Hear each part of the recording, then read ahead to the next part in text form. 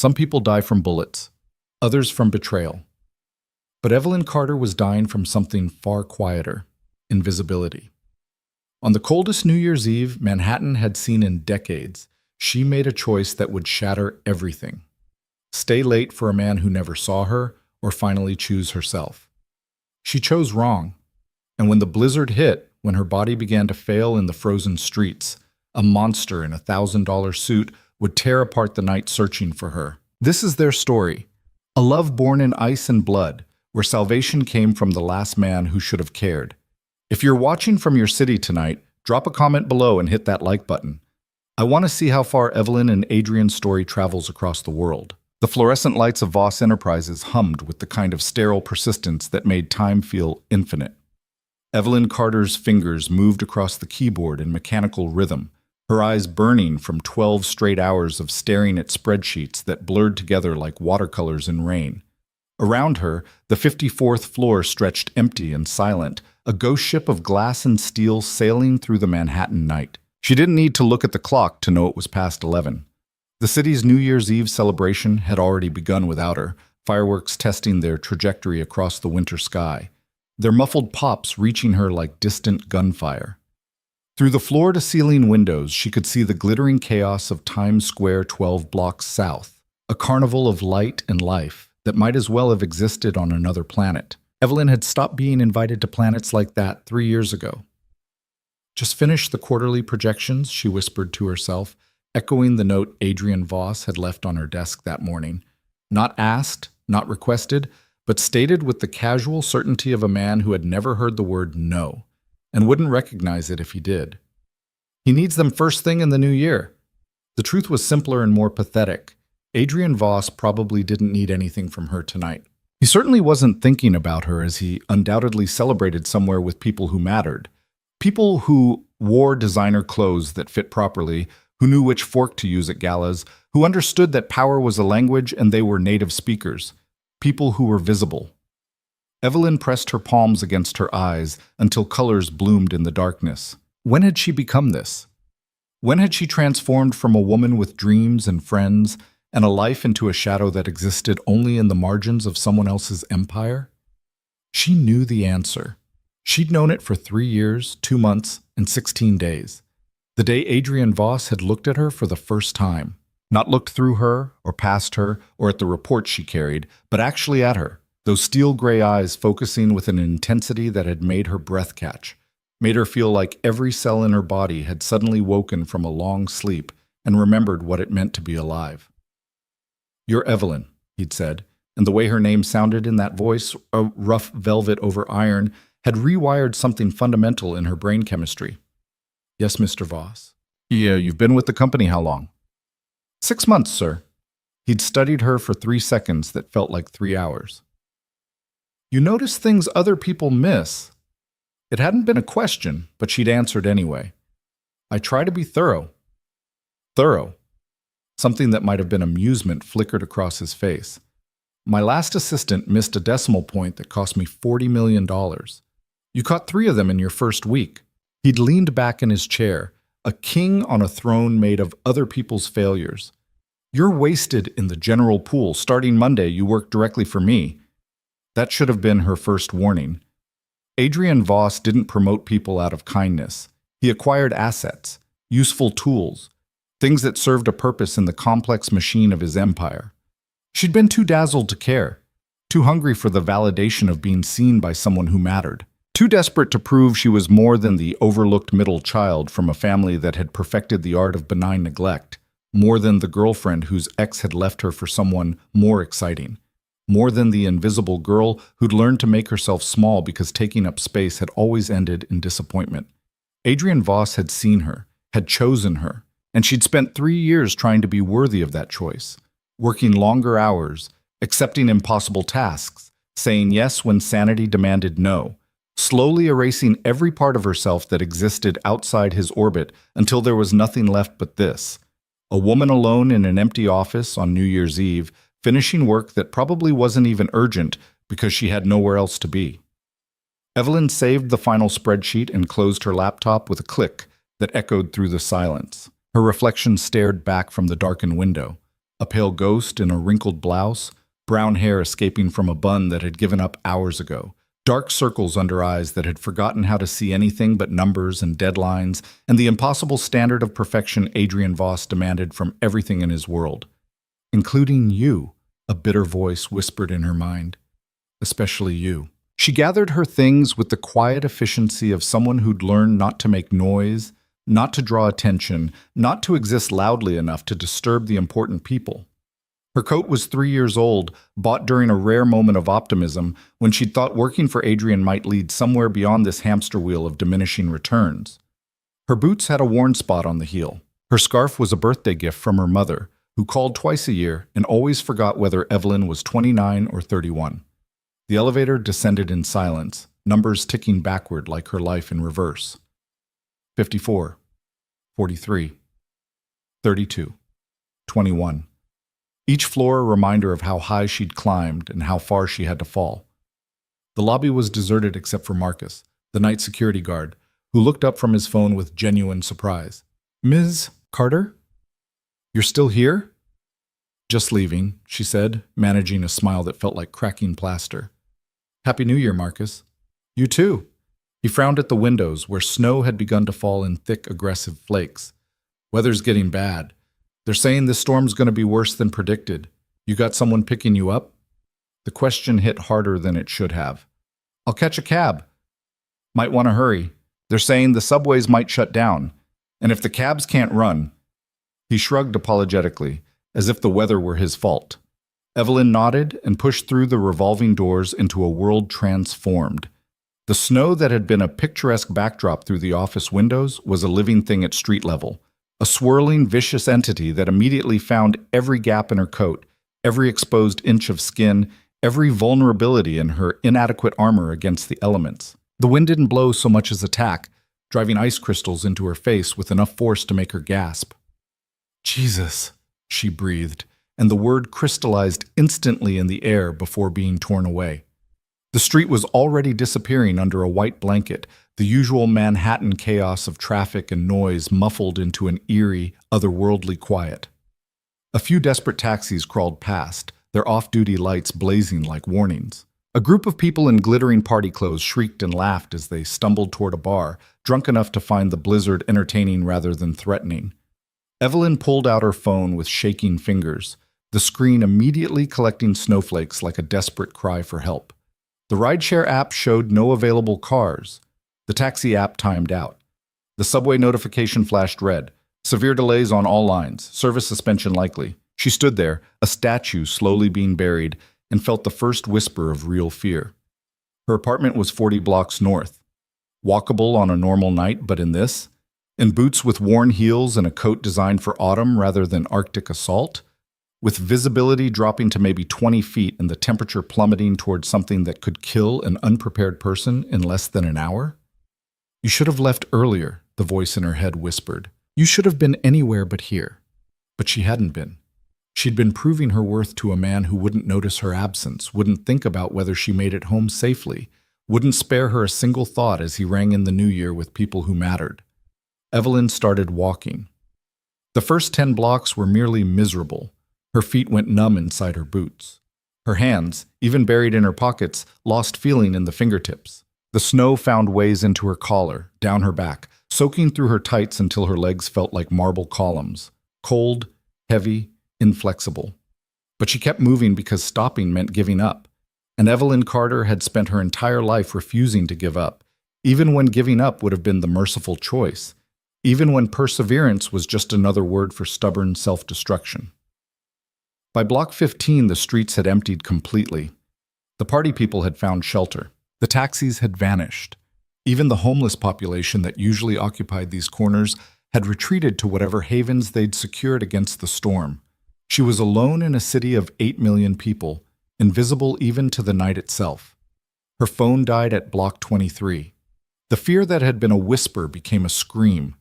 Evelyn stumbled, her numb feet betraying her on a patch of ice hidden beneath the snow. She caught herself against a building, the brick rough even through her gloves, and tried to think through the fog settling over her mind. How long have I been walking? 30 minutes? An hour? Time had become elastic, stretching and compressing until she couldn't trust her own perception. The cold was doing something to her thoughts, making them slow and thick, like trying to think through honey. This is bad. This is really bad. But what choice did she have? She couldn't go back. Voss Enterprises would be locked down. Marcus probably gone by now. She couldn't shelter in a doorway. She'd read the articles about people dying from exposure 20 feet from help because they just stopped moving. She had to keep going, had to reach home, had to survive this stupid, preventable crisis that was entirely her own fault. The wind hit her like a physical blow, and this time when she stumbled, she went down.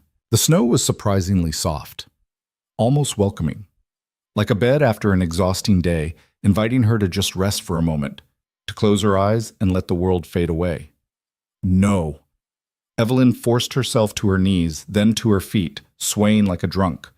Her coat was soaked through now, worse than useless, an icy shell that was actively stealing what little heat her body still produced. Her teeth chattered so hard she bit her tongue, tasted blood. Move. Just move. One foot in front of the other. Don't think about how far. Don't think about the cold. Don't think about dying alone in the street like you lived, invisible and unimportant. She made it another 3 blocks before her body simply refused to cooperate anymore. This time when she fell, she didn't get up. The snow continued to fall, indifferent to the woman it was slowly burying. In the distance, the muffled sound of the city's celebration continued. Midnight approaching. A new year about to begin. Hope and champagne and kisses shared between people who mattered to each other. Evelyn's eyes drifted closed.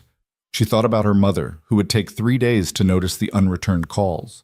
Her father, who taught her that love was conditional and worth was something you had to earn with every breath. Her sister, who'd always been the pretty one, the successful one, the one who knew how to be a person instead of a ghost. She thought about Adrian Voss, whose approval she'd chased like an addict, who'd never asked her to destroy herself for him because he'd never had to. She'd done it voluntarily, eagerly, pathetically. I'm going to die, she realized with a strange, distant calm. I'm going to die, having never been anything but background noise in other people's lives. The darkness crept in from the edges of her vision, warm and gentle and kind in a way the world had never been. And that's when she heard it. A voice cutting through the storm like a blade through silk, rough, desperate, afraid. Evelyn, Opon, 12 hours earlier. Adrian Voss had built his empire on the principle that fear was more reliable than loyalty, and both were more useful than love. At 42, he commanded a network of legitimate businesses that generated billions while serving as perfect cover for operations that existed in the profitable shadows between legal and lethal. He was not a good man. He'd stopped pretending to be one around the same time he'd stopped counting bodies. But he was effective, disciplined, controlled. At least he had been until Evelyn Carter walked into his life and shattered every defense he'd spent decades perfecting. Mr. Voss, the contracts from the Meridian deal are ready for your signature. His current meeting droned on, the lawyer's voice a monotonous buzz that Adrian only half heard. His attention kept drifting to the outer office, where Evelyn sat at her desk, her fingers flying across the keyboard with the focused intensity she brought to everything. She had no idea how distracting she was, no concept of how often he found excuses to call her into his office just to hear her voice, to watch the way she chewed her bottom lip when she was thinking, to observe the small crease that appeared between her eyebrows when she was solving a problem. Mr. Voss? Adrian dragged his attention back to the meeting. The Meridian deal is a front for the waterfront acquisition. I don't sign anything until I know the City Planning Commission is properly motivated to see things our way. Of course, Chen is handling the necessary conversations. Translation: bribes, blackmail, or whatever tools Chen deemed appropriate to ensure that the Planning Commission approved construction on property Adrian had secured through methods that wouldn't survive legal scrutiny. This was his world. Power consolidated through intimidation and violence. Wealth built on the backs of people who served as stepping stones. An empire held together by the understanding that crossing Adrian Voss was a mistake no one made twice. He should have felt nothing about it. Guilt was for people who had the luxury of conscience. But lately, watching Evelyn work with that earnest dedication, that belief in the value of doing things right even when no one was watching, Something uncomfortable had begun festering in his chest.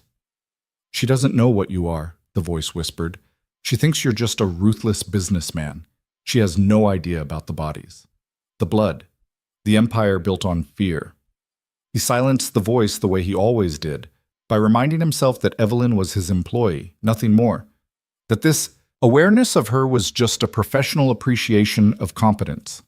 That the way his chest tightened when she smiled had nothing to do with feelings he'd carved out of himself years ago. The meeting concluded. Adrian signed the contracts he needed to sign, made the threats he needed to make, and dismissed everyone with the casual arrogance of someone who'd never doubted his right to command. Alone in his office, he allowed himself a moment of weakness. He pulled up the security feed from the outer office on his computer, a habit he'd developed 6 months ago and couldn't seem to break. Evelyn was still at her desk, despite the late hour, despite the fact that he'd given her nothing urgent today. She worked because she always worked, because she'd somehow gotten the idea that her worth was measured in hours sacrificed and perfection achieved. "I did that to her," he realized with uncomfortable clarity. "I set that standard. I let her think that anything less than complete devotion was failure." His phone buzzed.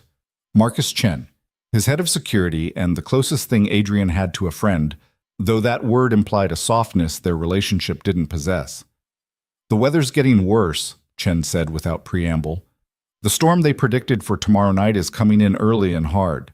You should leave soon if you want to make it to the estate."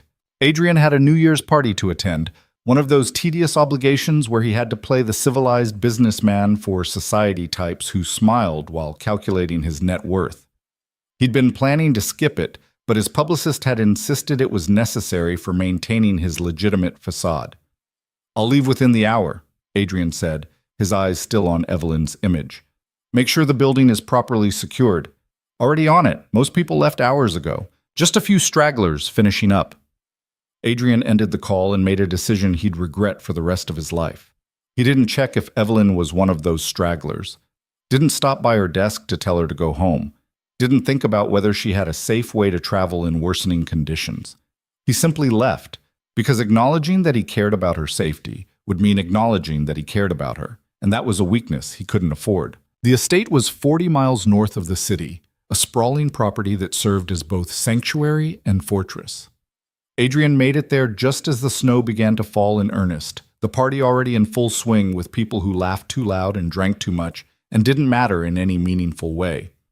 He played his role, smiled at the right moments, made small talk about market trends and philanthropic endeavors, and all the civilized lies that concealed what he really was. And the entire time, something gnawed at him. An unease that grew with each passing hour, each weather update that showed the storm intensifying beyond predictions. Each moment that his mind, unbidden and unwelcome, returned to the image of Evelyn at her desk.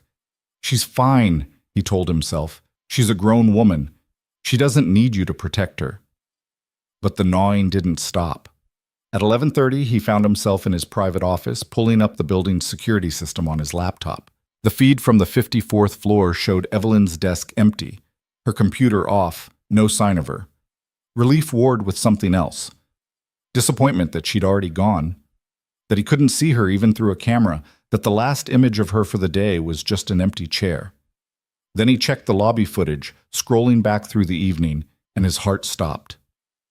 There, 10:47 p.m., Evelyn walking through the lobby, looking small and tired and unprepared for what waited outside. She spoke briefly to Marcus the guard, then pushed through the doors into a storm that had already transformed the city into something hostile and deadly. Adrian checked the timestamp. That was over an hour ago. He grabbed his phone, pulling up her contact, straight to voicemail. He tried again, same result. The gnawing became teeth, became claws, became a full-blown panic he hadn't felt since he couldn't remember. Maybe never. Maybe not in his entire carefully controlled life had he felt fear like this. Cold and absolute and paralyzing. Chen. He had the phone to his ear without remembering dialing. "I need you to find someone." "Boss, the roads are—" "I don't care about the roads." "Evelyn Carter, my assistant. She left the office over an hour ago. Her phone's off. I need to know if she made it home." A pause. "You want me to check on an employee?" "I want you to find her. Now." Another pause. longer this time. Chen knew Adrian well enough to recognize the tone that meant, don't argue, don't question, just act. I'll make calls. But boss, if she's caught in this storm, if she's been out there for over an hour. He didn't finish the sentence. He didn't have to. Adrian was already moving, grabbing his coat, his keys, ignoring the protests of his publicist as he strode toward the garage. Mr. Voss, you can't leave in this weather. Watch me. The Range Rover was equipped for harsh conditions. Four-wheel drive, winter tires, enough weight to handle the snow. But even so, the drive back toward Manhattan was a white-knuckled exercise in controlled terror. The highways were nearly empty, the few vehicles he passed were abandoned or in ditches, and visibility was measured in feet rather than yards. His phone rang. Chen. Her apartment building says she never made it home. Doorman knows her, says she always checks in with him. No sign of her.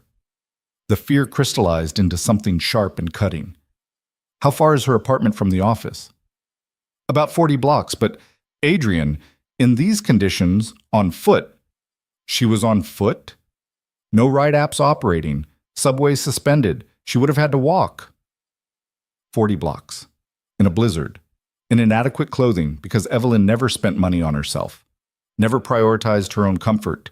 Never seemed to think she deserved basic things like a proper winter coat. Adrian's hands tightened on the steering wheel until his knuckles went white. I'm going back to the office. I'll search the route to her apartment. That's insane. You'll never find one person in this. The city's shut down. Emergency services are suspended. You need to wait until... I'm not waiting. He ended the call and drove faster, the engine roaring defiance at the storm. Please, he thought, and didn't know who he was asking. Adrian Voss didn't believe in anything but himself, didn't pray, didn't hope, didn't let himself feel anything that could be used against him. But for Evelyn, for the woman who'd somehow slipped past every defense and made herself essential without him realizing it was happening, he'd begged the universe itself. Please let her be alive. Please let me find her. Please. The office building loomed out of the snow like a monument to his arrogance. He abandoned the Range Rover in the middle of the street and ran for the entrance, his expensive shoes slipping on ice, his coat inadequate against the storm's fury. The lobby was empty. Dark. He used his key card, took the stairs because the elevators felt too slow, reached the 54th floor already knowing what he'd find. Nothing. Empty. No sign that anyone had been there except the ghost of her presence in the coffee cup still sitting on her desk. She was here, working late because I left that note, because I've conditioned her to sacrifice everything for me. The realization hit like a physical blow. This was his fault, all of it. He'd created a dynamic where she felt she had to prove her worth, had to stay late, had to push herself beyond reason because he'd never once told her she was enough exactly as she was.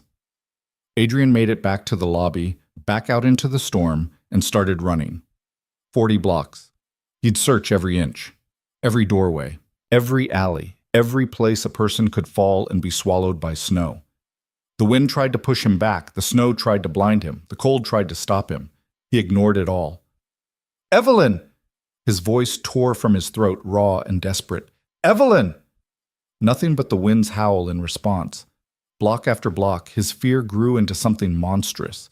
He passed huddled shapes that might have been homeless people or piles of trash. Saw abandoned cars and closed businesses, and a city that had given up trying to fight the elements.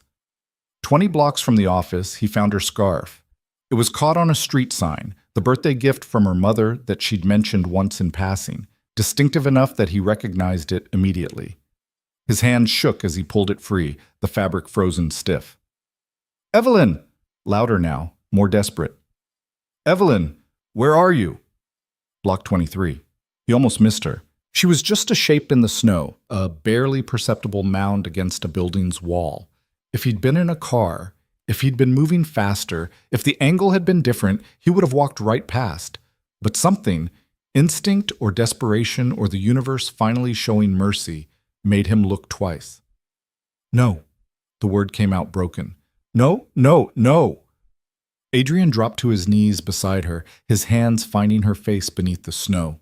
Her skin was ice, her lips were blue, her eyes were closed. For one infinite, terrible moment, he thought he was too late. Then she took a breath. Shallow. Barely there. but a breath. Relief hit him so hard he couldn't breathe himself. Evelyn. Evelyn, I've got you. Open your eyes. Nothing. He stripped off his coat and wrapped it around her, knowing it was inadequate, knowing she needed heat and shelter and medical attention, knowing that time was measured in minutes now, and he had to move fast. Adrian Voss had carried broken bodies before, had disposed of people who'd crossed him, had lifted corpses into trunks and shallow graves in places they'd never be found. But lifting Evelyn felt different, sacred, terrifying. She was so light, so fragile, so utterly vulnerable in a way that made every instinct scream at him to protect, to save, to do whatever it took to keep her breathing. He held her against his chest and ran. The Range Rover was where he'd left it, already half buried. He got Evelyn into the passenger seat, cranked the heat to maximum, and started driving. "Stay with me," he commanded, his voice harsh because if he softened it even slightly, it would break. "That's an order, Evelyn. You don't get to die. Not tonight. Not ever." Her head lolled against the seat. Her breathing remained shallow. But she was breathing. He couldn't take her to a hospital. Too many questions, too much attention, too much risk that someone would connect the dots and realize that Adrian Voss cared about someone, that he had a weakness that could be exploited. So he drove to the estate, calling ahead to have his private physician meet him there, and spent every second of that drive cataloging his failures. He'd failed to see her as more than an employee until it was nearly too late, failed to protect her from his own impossible standards, failed to tell her that she mattered, that she was seen, that she'd become essential in ways that had nothing to do with quarterly reports and everything to do with the way she made him feel human again. Adrian Voss had built an empire on ruthlessness and fear, but tonight, holding Evelyn Carter's unconscious form as he raced through a blizzard, he realized that empire meant nothing compared to the woman who'd somehow made him care about more than just power and control. Tonight, he'd failed the only test that actually mattered. And if she survived, if she opened her eyes again, if the universe granted him a mercy he didn't deserve, he swore he'd spend the rest of his life making sure she knew she was visible, that she was seen, that she was his. The estate's main house blazed with light when Adrian pulled up, tires skidding on the circular drive, now buried under 8 inches of fresh snow. He'd called ahead, terse, brutal commands that had sent staff scrambling, and the front doors flew open before he'd even killed the engine. Dr. Sarah Reeves stood waiting, her medical bag already in hand, her expression shifting from professional calm to shock when she saw what Adrian carried. "Guest room now," Adrian ordered, not breaking stride as he carried Evelyn up the steps. His arms burned with the effort of holding her, but he wouldn't have put her down for anything. Couldn't. As if letting go would sever the fragile thread keeping her tethered to life. "What happened?" Dr. Reeves followed him up the grand staircase, her footsteps quick and precise. "Hypothermia. She was outside for over an hour. Maybe longer. I don't know." The admission tasted like failure. "Fix her." "Mr. Voss, I said fix her." They reached the guest room, a space decorated with the impersonal elegance of a 5-star hotel, all neutral tones and expensive furniture that no one had ever actually lived among. Adrian laid Evelyn on the bed with a gentleness that would have surprised anyone who knew him, his hands shaking as he pulled back. Her face was still too pale, her lips still that terrible blue. But her chest rose and fell. That shallow, precious breath continued. "Doctor." Reeves was already working, her hands efficient as she checked Evelyn's pulse, her pupils, the temperature of her extremities. "I need you to step back." "No." "Mr. Voss, I can't treat her with you hovering. Either you trust me to do my job or you find someone else." It was the kind of defiance that usually earned immediate consequences. Adrian Voss didn't tolerate challenges to his authority, didn't accept anything less than instant obedience. But Sarah Reeves had been patching up his people for 15 years, had removed bullets without asking questions, had falsified death certificates, had proven her loyalty in ways that made her irreplaceable. More than that, she was looking at Evelyn with the focused intensity of someone who understood that this patient mattered in a way others didn't. Adrian took 3 steps back. It felt like 3 miles. "We need to get her core temperature up gradually, doctor," Reeves said, already removing Evelyn's soaked coat, her ruined boots. "Too fast and we risk cardiac arrest. Too slow and we risk organ damage. Help me get these wet clothes off. They worked in tense silence. Adrian's jaw clenched so tight he thought his teeth might crack. Evelyn's clothes were frozen to her skin in places, the fabric crackling as they peeled it away. Underneath, her body was a landscape of damage, skin mottled with cold, fingers and toes dangerously pale, muscles rigid with the cold's grip. Frostbite on her fingers and toes, Dr. Reeves assessed. Moderate to severe. We'll know the full extent once circulation returns. Get those heated blankets. Adrian grabbed the blankets a staff member had brought, helping to wrap Evelyn in layers of warmth. Her body was so cold it seemed to absorb the heat without effect, a black hole of ice that wouldn't yield. Dr. Reeves started an IV, the needle finding a vein with practiced ease. Warm saline, her blood needs warming from the inside, and we need to monitor her heart rate closely. Hypothermia can cause arrhythmia. Will she survive? The question came out rough, stripped of his usual control. Dr. Reeves didn't look up from adjusting the IV drip. I don't know. The next few hours are critical. If her core temperature rises steadily and we don't see cardiac complications, her chances are good. But there's always risk with this level of exposure. It wasn't the guarantee Adrian wanted. Wasn't the certainty he demanded from every other aspect of his life. But it was honest, and right now, that was all he had. Everyone out, he said quietly. Except you, Doctor. The staff melted away like ghosts. The party downstairs had been canceled the moment he'd called from the road. Guests hastily ushered out into the storm, with apologies and generous compensation for their inconvenience. The estate was locked down now, every entrance secured, every employee aware that their employer's attention was focused entirely on the woman lying unconscious in the guest room. Adrian pulled a chair close to the bed and sat, his eyes never leaving Evelyn's face. Minutes crawled by like wounded animals. Doctor. Reeves worked with quiet efficiency, checking monitors, adjusting blankets, documenting vitals in a notebook with handwriting too precise to be natural. Talk to her, the doctor said after 20 minutes of silence. Adrian's eyes snapped to her. What? Talk to her. Some studies suggest that familiar voices can help stabilize patients in crisis. It can't hurt. She's unconscious. Unconscious doesn't mean unhearing, Doctor. Reeves gave him a look that said she knew exactly what she was asking. Besides, you need something to do besides sitting there radiating enough anxiety to power the eastern seaboard. Adrian wanted to argue, wanted to maintain the fiction that this was just concern for a valuable employee, nothing more. But the fiction had shattered the moment he'd found her in the snow, and there was no piecing it back together. He leaned forward, his elbows on his knees, and spoke to the unconscious woman who'd somehow become his entire world without him noticing. I should have checked on you, he said quietly. Should have made sure you left safely. Should have done 1,000 things differently. His hands clenched into fists. You stayed late because of that note I left. The quarterly projections. They weren't even urgent. I just wanted them done. And you always say yes. Always push yourself. Always try to be perfect. Evelyn's face remained still, unresponsive.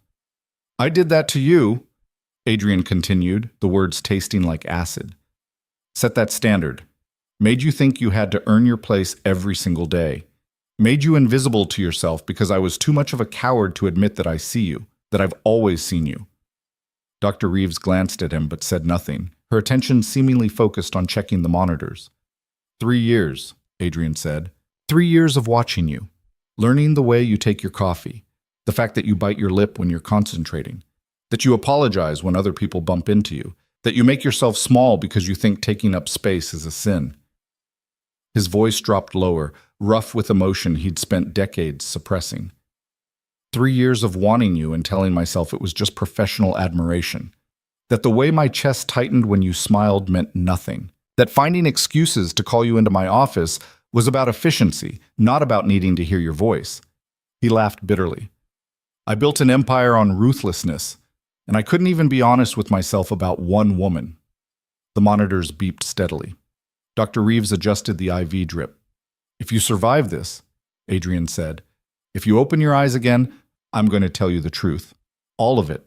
What I am, what I've done, the empire I've built, and the bodies it's standing on. And then you'll run, because you should run, because I'm the last man you should ever trust. His jaw tightened, But I'll tell you anyway, because you deserve to know who you're working for. Who's been watching you? Who would burn this entire city down to keep you safe? Silence answered him. The storm outside howled against the windows, but inside the room, there was only the quiet beep of monitors and the sound of shallow breathing. Dr. Reeves checked her watch. Core temperature is rising, slowly but steadily. That's good. Her heart rate is stable. She met Adrian's eyes. She's fighting. That's a good sign. Adrian nodded, not trusting himself to speak.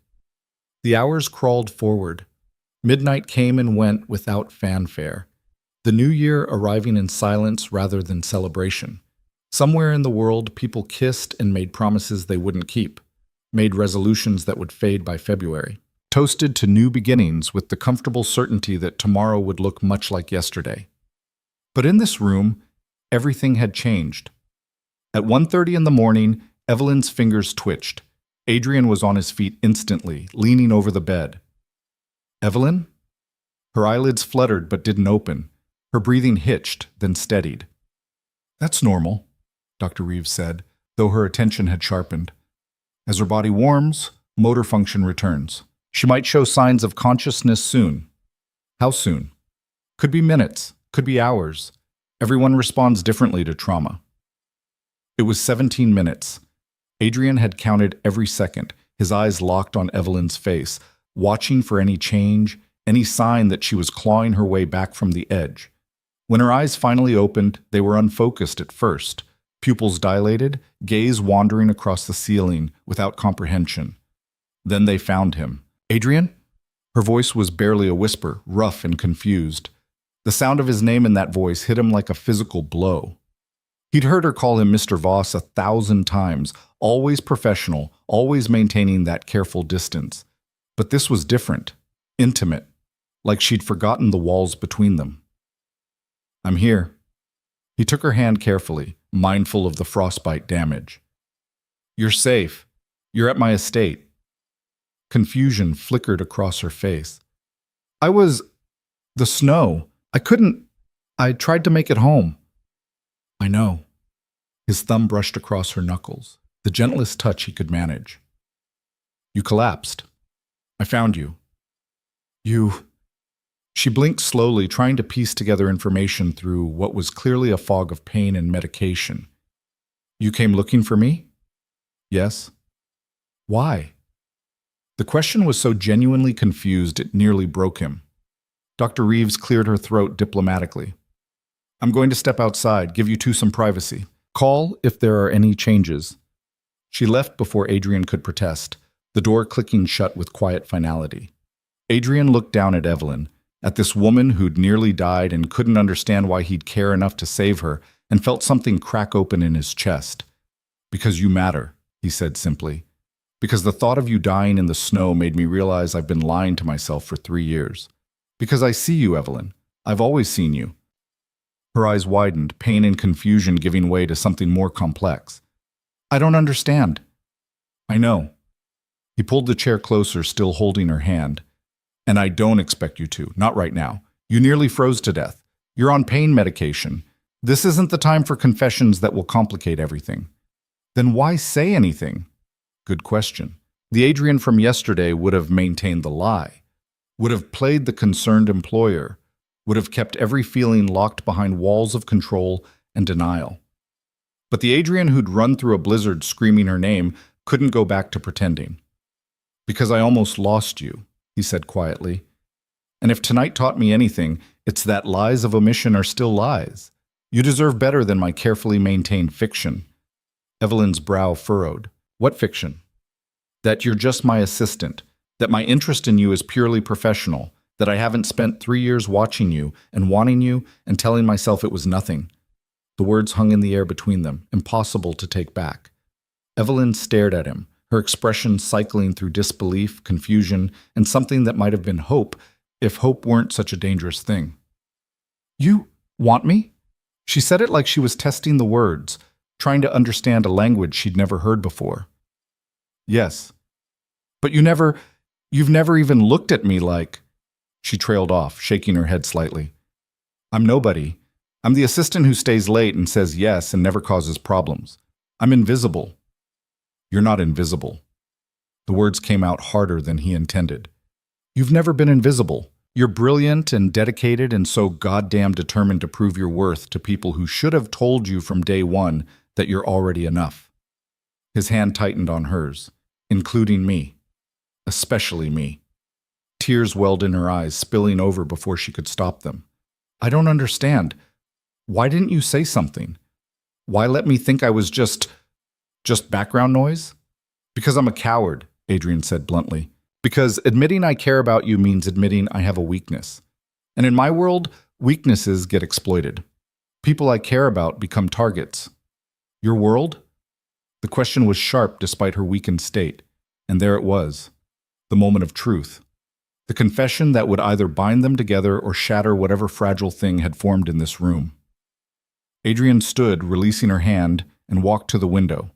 Outside, the storm still raged, though with less fury than before. The sky was beginning to lighten, not sunrise yet, but the promise of it. A new year, a new beginning, or an ending. I'm not who you think I am, he said to the glass. The legitimate businesses you work for. They're real, but they're also cover. Beneath them is an empire built on things that would put me in prison if anyone could prove them. Smuggling, extortion, enforcement. He paused. Murder, when necessary. The silence behind him was absolute. I'm a criminal, Evelyn. The kind of man your mother warned you about. The kind who ruins people, who get in his way. He turned to face her, forcing himself to meet her eyes. And you've been working for me, trusting me, never knowing what I really am. Evelyn's face had gone pale again, but not from the cold this time. You're serious? Yes. Those business trips, the meetings with investors, the files you told me never to look at. She was piecing it together, her sharp mind working despite the trauma and medication. That's all criminal activity? Yes. And the people who work for you, Marcus Chen, Dr. Reeves, they're aware, complicit. Choose your terminology. She closed her eyes, her breath shaky. When she opened them again, they held something Adrian couldn't quite read. How many people have you killed? Directly? 4? Indirectly? He shrugged.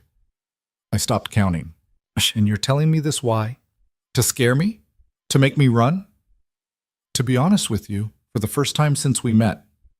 He moved back to the bed, sitting on the edge carefully. You asked why I came looking for you. Why I care. You deserve to know who's doing the caring, what it means to be seen by someone like me. It means I'm in danger. It wasn't a question. Potentially. If my enemies knew you mattered, they'd use you against me. That's why I kept my distance. Why I let you think you were just an employee. His voice roughened. But tonight proved that distance was an illusion. I was willing to risk everything to find you. And now anyone paying attention knows that Evelyn Carter matters to Adrian Voss. Evelyn was quiet for a long moment, her eyes searching his face for something he wasn't sure he had to give. What happens now? That depends on you. Adrian forced himself to be still, to not reach for her, to let her make this choice without his influence. You can walk away. I'll make sure you're compensated generously, set you up with a new job, a new city if you want. You'll never have to see me again. Or you stay. You learn what my empire really is. You decide whether you can live with what I am. He paused. And I pursue what I've wanted for 3 years. Which is? You. The word hung between them, loaded with promise and threat in equal measure. Evelyn's hand lifted to touch her face, wincing as she discovered the damage the cold had done. I almost died tonight. I know. Because I stayed late to finish work that wasn't even urgent. Because I've spent 3 years making myself small and invisible and desperately trying to matter to you. Her voice cracked. And you're telling me I already mattered? That you wanted me but were too afraid to say anything? Yes. That's... She laughed, the sound bitter and broken. That's the most selfish thing I've ever heard. Adrian didn't flinch. I know. You let me think I was nothing. Let me sacrifice everything for approval you were never going to give. Let me nearly freeze to death because you couldn't be bothered to check if I got home safely. Tears streamed down her face now. And now you want me to what? Forgive you? Jump into your arms? Accept that you're a criminal and be okay with it? No. His voice was quiet. I don't expect forgiveness. I don't expect anything. I'm just telling you the truth because you deserve it. What you do with that truth is your choice. Evelyn turned her face away, her shoulders shaking. Adrian wanted to reach for her, to comfort her, to make promises he wasn't sure he could keep. But he stayed still, letting her process, letting her feel everything she needed to feel. When she finally looked back at him, her eyes were red but clear. I need time, she said. Time to think. Time to figure out who I am outside of being your assistant. Time to decide if I can live with what you are. I'll give you all the time you need. And you'll tell me the truth? About everything? No more secrets? No more secrets, Adrian promised. Then I'll stay. She swallowed hard. At least for now. At least until I can think straight enough to make a real decision. It wasn't what he wanted. Complete acceptance. Instant forgiveness. The fairy tale ending where love conquered all. But it was honest. It was real. And it was more than he deserved. Okay, he said simply. Dr. Reeves returned a few minutes later, checking Evelyn's vitals with professional efficiency. Temperature is almost normal, heart rate stable. You're going to be fine, Ms. Carter, though you'll need to stay off your feet for a few days. The frostbite damage needs monitoring. How bad is it? Evelyn asked quietly. Moderate. You'll likely lose some tissue on a few fingers and toes, but I don't think we're looking at amputation. You'll have scarring, possible long-term sensitivity to cold. Dr. Reeves' expression softened slightly. You're very lucky. Another hour out there and we'd be having a very different conversation. Lucky. The word felt like a joke. Lucky would have been never being in that situation in the first place. Lucky would have been working for a man who valued her enough to make sure she got home safely. But looking at Adrian's face, raw with emotion he couldn't hide anymore, desperate in a way she'd never seen him, Evelyn wondered if maybe luck was more complicated than simple definitions allowed. I'm going to sleep now, she said, exhaustion pulling at her like a tide. Wake me if there are complications. I'll be right here, Adrian said. And he was. Through the morning hours as dawn finally broke and the storm began to ease, through the pain medication cycles and temperature checks, through the moments when Evelyn cried in her sleep and the moments when she woke, confused and afraid.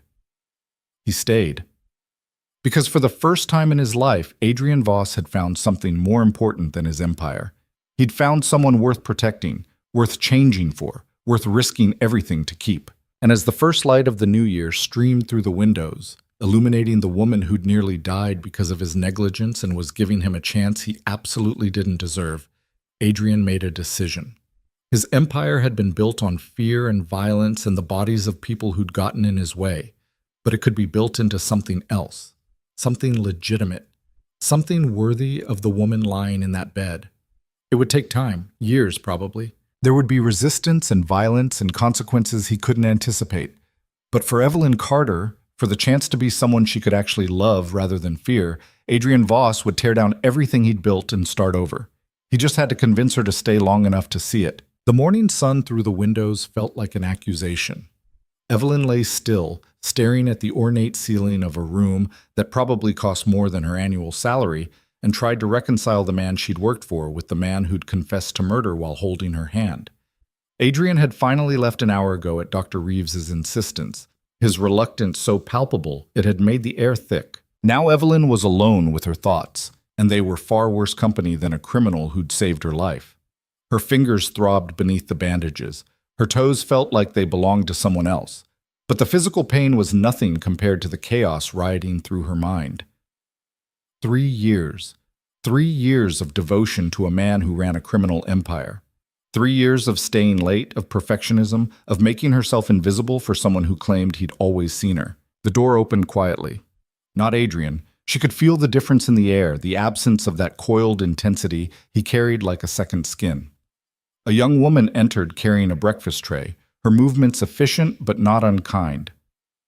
Mr. Voss thought you might be hungry, she said, setting the tray on the bedside table. I'm Maria. I oversee the household staff. If you need anything, there's a call button right here. Evelyn looked at the food, Fresh fruit, perfectly cooked eggs, toast that probably came from bread baked that morning.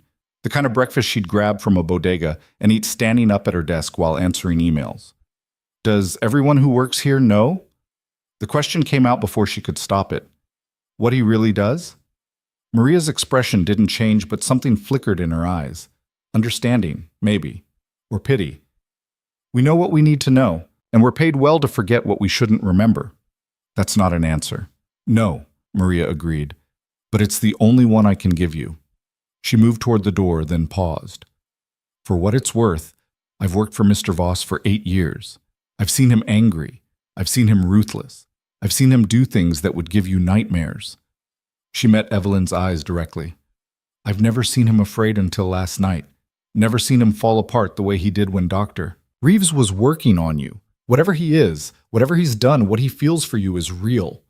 She left before Evelyn could respond, the door closing with a soft click that sounded like finality. Evelyn picked at the food, her appetite non-existent but her body needing fuel. Each bite felt like swallowing stones. Each swallow reminded her that she was alive because a criminal had run into a blizzard to find her. The thought should have been terrifying, should have sent her running the moment she could walk. Instead, it tangled with memories of the raw emotion in Adrian's voice, the desperate grip of his hand, the way he'd looked at her like she was the only thing in the world that mattered. She'd spent 3 years hungry for exactly that look, for someone to see her, to value her, to make her feel like she mattered. And now that she had it, it came wrapped in blood and secrets, and a confession that should have destroyed any possibility of something real between them. The door opened again. This time it was Adrian, and the air pressure in the room changed instantly. He'd showered and changed. Dark slacks, a charcoal sweater that probably cost more than her rent. But the exhaustion was carved into his face, the shadows under his eyes speaking of a night spent watching over her instead of sleeping. You should eat more than that, he said, nodding at the barely touched tray. Not hungry. Your body needs... I know what my body needs. The sharpness in her voice surprised them both. Evelyn took a breath, forced herself to modulate. Sorry, I'm just processing. Adrian moved to the chair he'd occupied most of the night, sitting with that controlled grace that suggested violence held carefully in check. Take all the time you need. You keep saying that, time, like it's simple. Evelyn shifted against the pillows, wincing as her damaged extremities protested. How much time before your enemies figure out I matter? How much time before someone uses me against you? I've already taken precautions. Security on your apartment, background checks on anyone in your life. Chen is personally overseeing your protection detail. I don't want a protection detail. I want my normal life back. Your normal life nearly killed you last night. The words hit like a slap. Evelyn's eyes burned with tears she refused to shed. My normal life was fine until you made me think I had to be perfect, until you created an environment where I felt worthless unless I was sacrificing everything. Adrian's jaw tightened, but he didn't look away. You're right. I know I'm right. I just didn't expect you to admit it. I told you, no more lies. He leaned forward, elbows on knees, hands clasped. You want the truth? I saw your dedication and used it. Saw how hard you worked and pushed you harder. Saw you making yourself invisible and let you keep doing it because it was easier than admitting I wanted you. His voice dropped. I'm not a good man, Evelyn. I've never pretended to be. But what I did to you was worse than the crimes I commit for profit. Those I can justify. What I did to you, there's no justification. Evelyn stared at him, this man who commanded an empire through fear, who just stripped himself bare with an honesty that felt more dangerous than any weapon. Why tell me all of this? She asked quietly. Why not just let me think you're a ruthless businessman? Why confess to murder and crime and everything that could send you to prison? Because you deserve to choose with full knowledge. Not the fiction I've been selling, but the reality. Adrian's eyes held hers. And because if we're going to have any chance at something real, it has to be built on truth, even ugly truth. You think we have a chance? After everything you've told me? I think you're still here, still asking questions instead of demanding I take you home. He paused. That's more than I deserve. Evelyn looked down at her bandaged hands, at the visible evidence of how close she'd come to death. I don't know what I want. Don't know if I can live with what you are. Don't even know if what I feel is real or just trauma bonding or some psychological mess I'll need years of therapy to untangle. That's fair. But I'm not running. Not yet. She met his eyes. I want to understand. Want to see your world without the filters. Want to know what loving you would actually mean. Something fierce and possessive flared in Adrian's expression before he locked it down. Loving me would mean danger, would mean living with secrets, would mean accepting that I've done terrible things and will probably do more before this is over. What is this? What are you trying to do? Adrian stood, moving to the window, his back to her as he spoke. For 20 years, I've built an empire on fear and violence. It's efficient, profitable, and it's made me into someone who doesn't flinch at things that should keep me awake at night. He turned to face her. But last night, carrying you through that storm, I realized that empire means nothing if I lose the one person who makes me feel human. So what? You're going to give it all up? Become a saint? Evelyn couldn't keep the skepticism from her voice. No, I'm going to transform it. Slowly, carefully. The legitimate businesses are already profitable. They don't need the criminal operations propping them up. I can phase out the illegal activities, clean up the money, rebuild everything on a foundation that won't put you in danger or force you to live in moral compromise. That's not possible. You can't just walk away from organized crime. Your enemies won't let you. Your own people won't let you. I know. Adrian's voice was flat, accepting. It's going to be ugly. People will resist. Some will try to take over. Some will try to kill me for showing weakness. He moved back to the bed, sitting on the edge carefully. But I'm willing to risk it. For you. For the chance at something that isn't built on blood. Evelyn's breath caught. You're serious? Completely. Why? Why would you risk everything for someone you barely know? I know you. The certainty in his voice was absolute. I know you take your coffee with too much cream and not enough sugar. I know you apologize to furniture when you bump into it. I know you have a scar on your left wrist from a childhood accident, and you fidget with it when you're nervous. I know you're loyal to a fault and brilliant in ways you don't recognize, and so goddamn determined to prove your worth, it breaks my heart. His hand covered hers gently, mindful of the bandages. I've spent 3 years learning you. The only thing I don't know is whether you can forgive me enough to let me love you the way you deserve. His tears spilled over before Evelyn could stop them. This is insane. You're a criminal. I'm nobody. This doesn't work in real life. Nothing about my life is normal. Why should this be? She laughed, the sound wet and broken. You're impossible. Yes. Adrian's thumb brushed across her knuckles. But I'm also yours, if you'll have me. The offer hung between them, weighted with everything unspoken. Evelyn looked at this man who'd confessed to murder, who'd saved her life, who was offering to dismantle an empire for the chance at something real. She should say no, should run, should protect herself from the inevitable heartbreak of loving some sanitized version, the real thing. I need to understand what I'd be accepting before I can make any decisions. Adrian's expression shifted, surprise, then something darker. You want to see the empire? Yes. Evelyn, some things can't be unseen. Once you know the details, once you understand the scope of what I do, there's no going back to comfortable ignorance. Good. I don't want ignorance. I want truth. She squeezed his hand as much as her damaged fingers allowed. You said no more lies. Prove it. Show me everything. For a long moment, Adrian studied her face, searching for something. Then he nodded slowly. Okay, but not today. Today you rest. Let your body heal. And I'll prepare you for what you're about to learn. Prepare me how? By telling you a story. Adrian settled back in the chair, his eyes distant. About a boy who grew up with nothing, whose father drank away every paycheck and whose mother disappeared when he was 12, who learned early that the world was divided into predators and prey, and the only way to survive was to become something neither. Evelyn listened as Adrian began to speak, his voice steady but stripped of its usual authority. He talked about a childhood marked by violence, about learning to fight in the streets of Brooklyn, about the first time he'd stolen food and the first time he'd hurt someone who'd hurt him first. I was 16 when Victor Marino found me, Adrian said. I just put 3 grown men in the hospital for trying to rob the convenience store where I worked under the table. Victor saw potential in that violence. Took me in. Taught me how to channel rage into power. How to build loyalty through fear. How to turn brutality into profit. You worked for him? For 8 years. I learned the business from the ground up. Collection, enforcement, eventually, strategy. Victor was old school, territorial, short-sighted, too willing to let personal grudges interfere with profit. Adrian's expression hardened. When he ordered a hit on a rival's daughter to make a point, I realized I didn't want to work for someone whose cruelty served no purpose but ego. What did you do? I took over, quietly, methodically.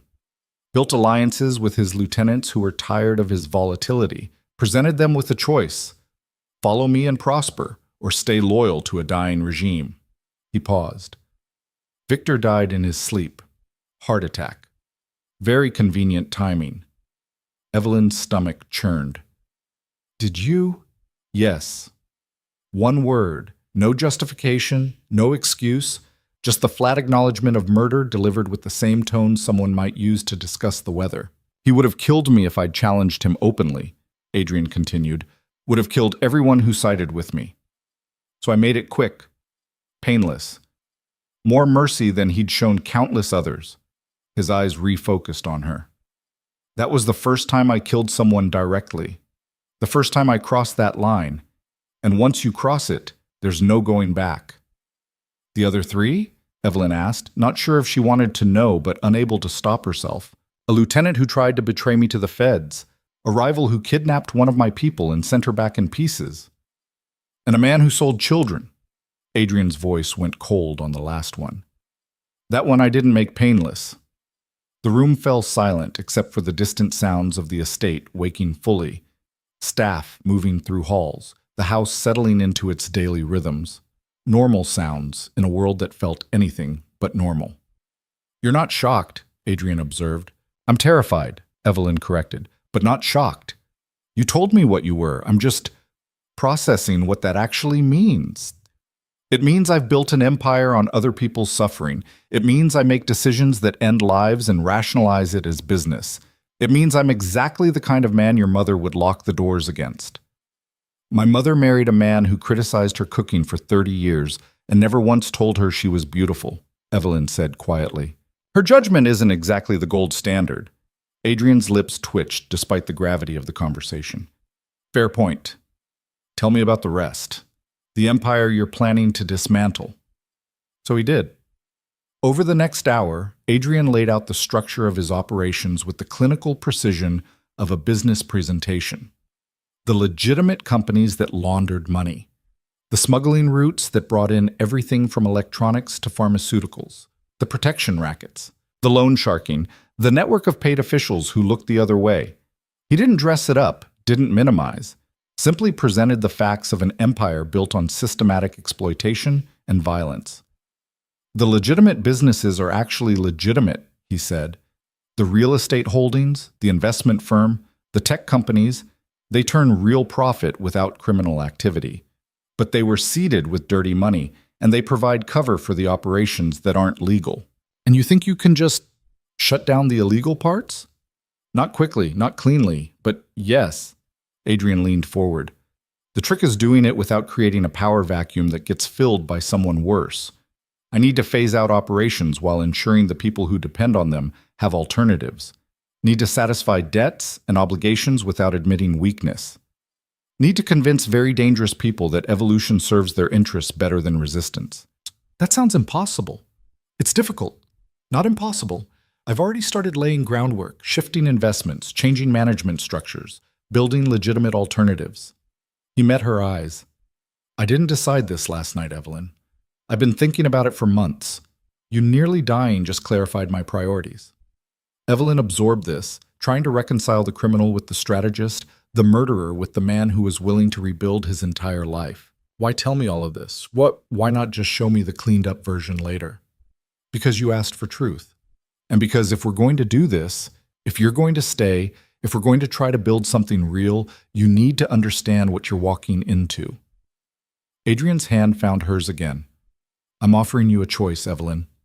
Stay, and be part of this transformation, knowing it might take years and will definitely be dangerous. Or walk away now before you're in too deep, and I'll make sure you're protected and provided for. You keep giving me outs, she said. Why? Because I don't want you trapped. Don't want you staying out of fear or obligation or some misguided sense that you owe me for saving your life. His voice roughened. I want you to choose me knowing exactly what that choice means. Want you to stay because you want to, not because you feel you have to. Evelyn looked at their joined hands, his large and unmarked, hers small and bandaged, both holding on despite every rational reason to let go. I don't trust you, she said finally. Not completely. Not yet.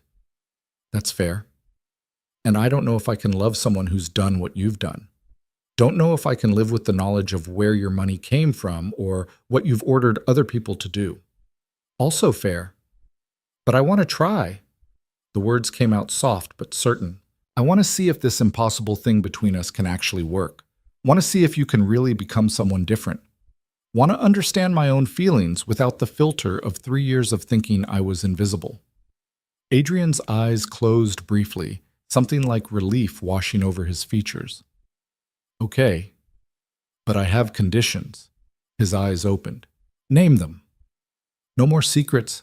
If something happens in your world that affects me, I get to know. No protecting me with ignorance. Done. I'm not your employee anymore. I'm your equal. That means I get a voice in decisions that affect us both. Done. And if at any point I decide I can't handle this, if I want out, you let me go. No guilt trips, no manipulation, no making it difficult. Adrian hesitated on this one, and Evelyn saw the cost of agreeing written across his face. But finally, he nodded. Done. Say it, she pressed. Promise me. I promise that if you want to leave, I'll let you go. The words sounded like they were being dragged from somewhere deep and painful. I won't like it, won't want it, but I'll respect your choice. Evelyn searched his face for any sign of deception, any hint that this was another manipulation. She found only raw honesty and the kind of vulnerability that men like Adrian Voss probably showed once in a lifetime. Okay, she said, then show me. Show me your world. All of it. Not today, Adrian said firmly. Today you rest. Doctor's orders and mine. Tomorrow then. Tomorrow. He stood, then leaned down to press a kiss to her forehead, chaste, gentle, nothing like the intensity she'd expected. Rest, Evelyn. Build your strength. You're going to need it. He left her then, and Evelyn lay back against the pillows, her mind spinning with everything she'd learned. She'd agreed to something insane, had committed to exploring a relationship with a man who'd admitted to murder, who ran a criminal empire, who was promising to change in ways that would take years if they were even possible. It was reckless, dangerous, completely contrary to every safe, careful choice she'd made in her life. But lying there in a room that cost a fortune, her body damaged from nearly freezing to death while trying to prove her worth to a man who'd always seen her, Evelyn realized that safe choices had gotten her nowhere, had left her invisible and alone and desperate for something that felt real. Adrian Voss was a lot of terrible things, but he was real. His feelings were real. His promise to change was real. And for the first time in 3 years, Evelyn felt like she might be real too. Not a shadow or a ghost or background noise, but an actual person with agency and choice and the power to demand better. She closed her eyes and let exhaustion pull her under, dreams filled with snow and steel-gray eyes and the terrifying, exhilarating possibility of being truly seen. 3 days later, Evelyn stood in front of the mirror in the guest room, examining the woman staring back at her. The frostbite damage on her fingers and toes had begun the slow process of healing, though Dr. Reeves had warned the scars would be permanent. Small prices, she'd said, for surviving what should have killed her. But the physical scars weren't what kept Evelyn awake at night. It was the invisible ones, the realization that she'd been so desperate for validation that she'd almost died for it, that she'd made herself so small she'd disappeared even from her own life. You ready? Adrian's voice came from the doorway.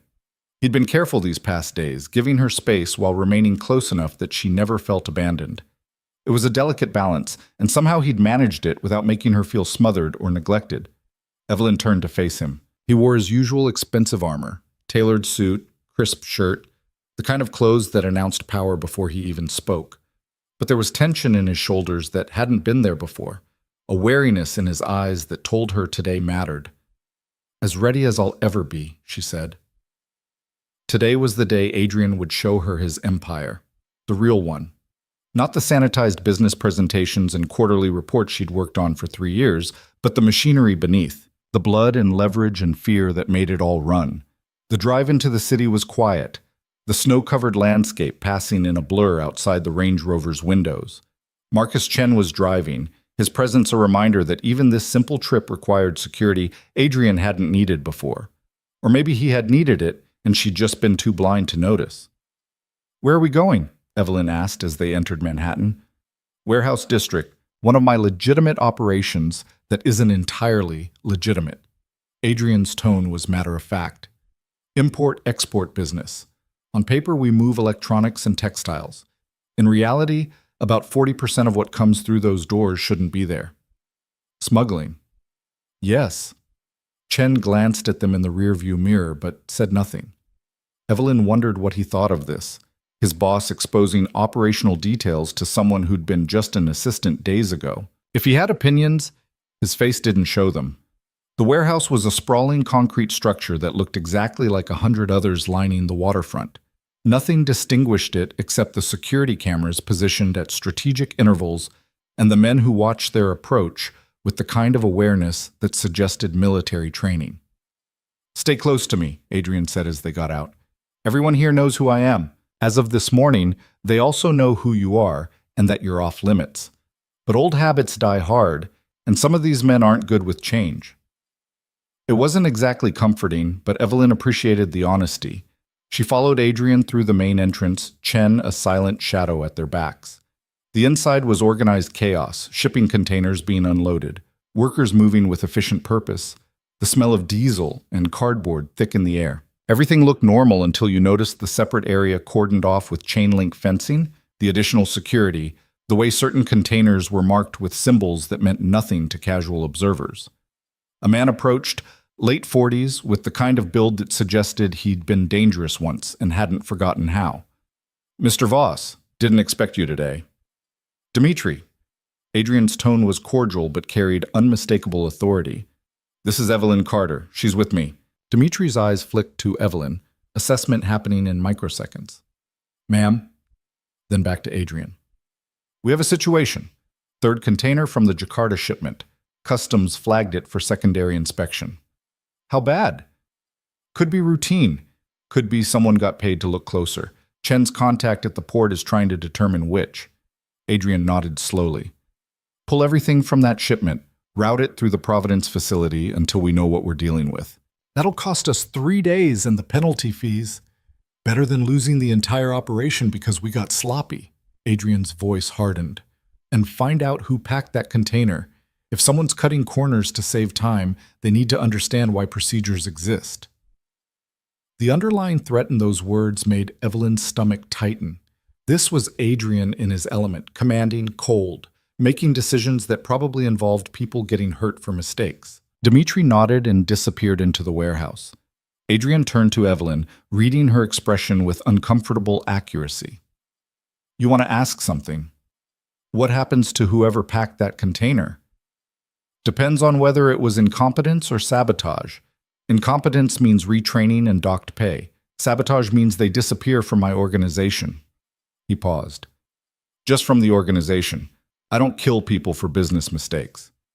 "Just for betrayal?" "Yes." The casual admission should have sent her running. Instead, Evelyn found herself asking, "Can I see it? The shipment that's being moved?" Adrian studied her for a long moment, then gestured for her to follow. They walked deeper into the warehouse, past workers who stepped aside with a deference that bordered on fear until they reached the cordoned area.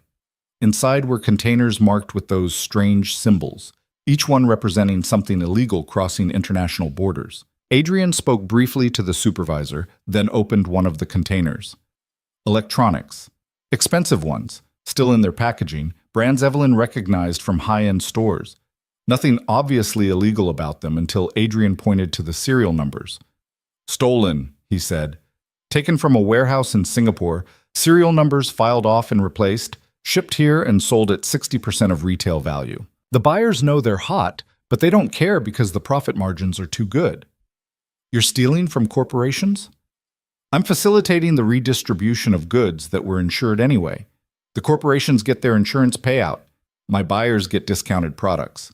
Everyone wins except the insurance companies, and they're not exactly sympathetic victims. It was rationalization, and they both knew it. But Evelyn had to admit it wasn't the violent criminality she'd braced herself for. What else comes through here? Pharmaceuticals, not drugs. Actual medications that cost a fortune in the States but are pennies to manufacture overseas. We bring them in, sell them to clinics that serve uninsured populations. Adrian's tone was neutral. Illegal as hell, but I sleep fine knowing diabetics can afford insulin. Evelyn's mind reeled. You're a criminal Robin Hood? I'm a criminal who's not an idiot. Moving stolen electronics and gray market medication carries risk, but it's manageable. It builds goodwill in communities that might otherwise cause problems, and it's profitable without being unconscionable. He closed the container.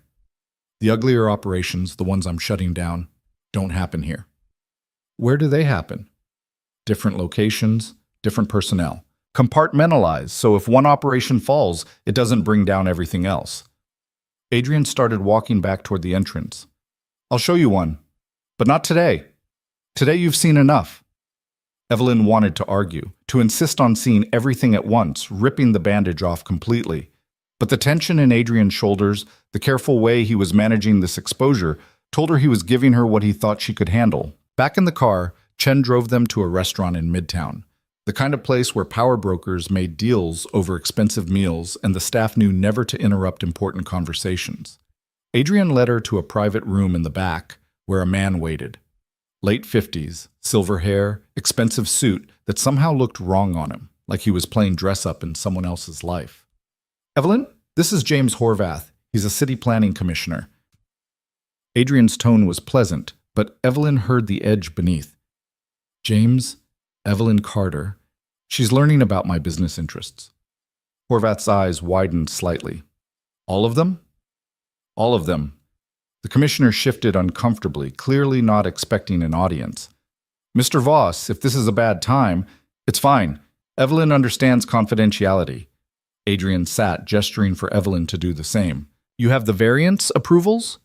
Horvath pulled papers from his briefcase with shaking hands. Everything you requested. The waterfront development is approved for commercial and residential. The environmental concerns were addressed. Addressed how? The reports were amended. The contamination levels are still above safe limits, but the documentation now shows they're within acceptable parameters. Horvath wouldn't meet Adrian's eyes. It wasn't easy. The original inspector had to be convinced to revise his findings. Convinced, Adrian repeated. That's a polite word. How much did it cost? $50,000, plus a guarantee that his daughter's college applications would receive favorable consideration at certain private institutions. Evelyn's hands clenched in her lap. This was it. The corruption, the buying of officials, the manipulation of public safety for profit. This was what funded the empire Adrian was promising to dismantle. And the zoning for the Brooklyn project? Adrian continued. Approved. The residential restrictions were waived. You can build commercial on that site despite the neighborhood complaints. Horvath finally looked up. Mr. Voss, the community is organizing. There's talk of lawsuits, media attention. This could get messy. Then handle it. That's what you're paid for. Adrian's voice went cold. Or should I find someone who can? The threat was implicit but clear. Horvath paled. No, I'll handle it. The community leaders can be reasoned with or persuaded. Good. Chen will deliver your payment. Adrian stood, effectively ending the meeting. And James? Don't amend any more environmental reports. If a site is contaminated, I want to know. I don't profit from poisoning neighborhoods. The contradiction made Evelyn's head spin. Adrian was bribing officials and crushing community opposition, but drew the line at actual environmental damage? After Horvath left, practically fleeing the room, Evelyn finally spoke. You threatened a city official into approving projects he knows are wrong for those communities. Yes, but you won't falsify environmental reports. No.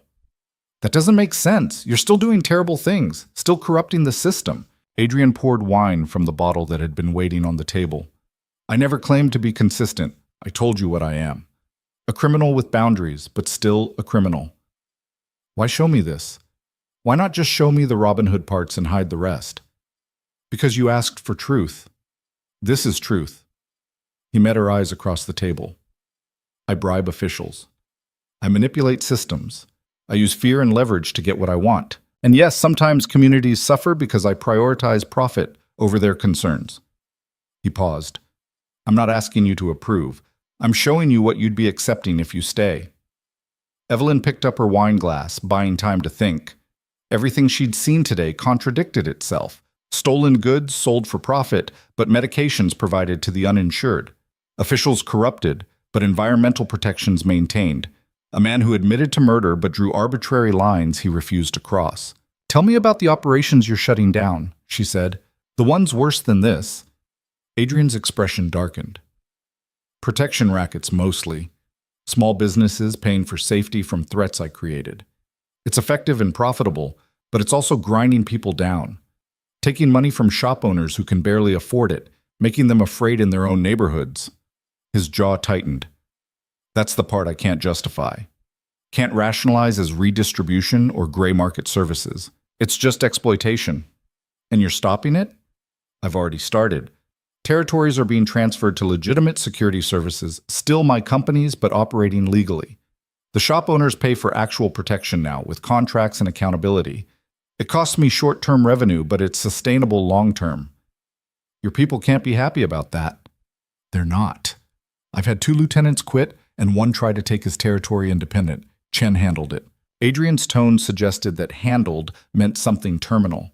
Change creates resistance, especially when that change threatens profit. Someone tried to break away and you killed them. Chen killed them after they murdered one of my people who'd been transitioning their accounts to legitimate businesses. Adrian's voice was flat. I told you this wouldn't be clean. Evelyn set down her wine, her appetite gone. How many more? How many more people die while you're transforming your empire? I don't know. The honesty was brutal. I'm trying to minimize casualties, trying to make the transition smooth enough that most people see evolution rather than weakness. But some won't accept it. Some will see opportunity in the chaos. And some will have to be removed for the safety of everyone else. And you're okay with that. I'm not okay with anything. I just recognize necessity. Adrian leaned back, studying her. You want me to be someone I'm not. Want me to have sudden morality that makes this all easier to accept. But I can't give you that. I can only give you the truth that I'm trying to be better than I was. Trying to build something that doesn't require constant violence to maintain. Trying to become someone worthy of you. The last sentence hit her harder than all the confessions of bribery and corruption combined. Why does it matter? Evelyn asked quietly. Why do I matter enough to change everything? Adrian was quiet for a long moment. When he spoke, his voice carried a vulnerability she'd never heard from him before. Because, for 20 years, I've built a life where nothing touches me, where I feel nothing except the satisfaction of winning and the calculation of my next move. I convinced myself that being untouchable was the same as being strong. He met her eyes. And then you walked into my office, and suddenly, being untouchable felt like being dead. Like I'd carved out everything human and replaced it with something that could survive but couldn't live. That's a lot of pressure to put on one person. I know, and if it's too much, if you can't carry it, I'll understand. But you asked why you matter, and that's the answer. You make me want to be someone who deserves to feel again, someone who can look at himself without flinching. Evelyn's eyes burned. I don't know if I can do this. Don't know if I can love someone who's done what you've done, who's still doing things that hurt people even while trying to change. I know. But I can't walk away either. Can't pretend I don't feel something. Can't go back to being invisible after you've made me feel seen. Adrian reached across the table, his hand covering hers carefully. Then don't walk away. Don't commit to forever. Just stay for today. See how you feel tomorrow. Build this one day at a time until you know what you want. It was the most reasonable thing he could have said, the kindest option. Take away the pressure of a permanent decision. Allow her to choose moment by moment, day by day. Okay, Evelyn said. Today I stay. Tomorrow we'll see. They finished lunch in relative silence, the weight of everything unspoken pressing down like atmospheric pressure before a storm. Outside, the city continued its chaotic dance. Millions of people living normal lives, untouched by the criminal empire operating in their midst. The next stop was an office building in the financial district. Legitimate on its face, investment firm, wealth management, all the respectable trappings of old money and careful planning. But Adrian led her past the public floors to a private elevator that required a key card and a retinal scan. The top floor was different, still expensive, still professional, but with an edge of something darker. Men in suits who moved like soldiers. Women whose smiles didn't reach their eyes. The atmosphere of a place where the wrong question could have permanent consequences. Money laundering, Adrian said quietly as they walked through. Every dollar that comes from illegal operations flows through here, gets cleaned, invested in legitimate businesses, emerges as taxable income. It's the heart of the whole operation. Without this, everything else collapses. And you're shutting this down too?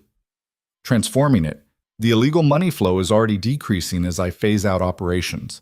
Eventually, this will be a normal investment firm managing normal wealth.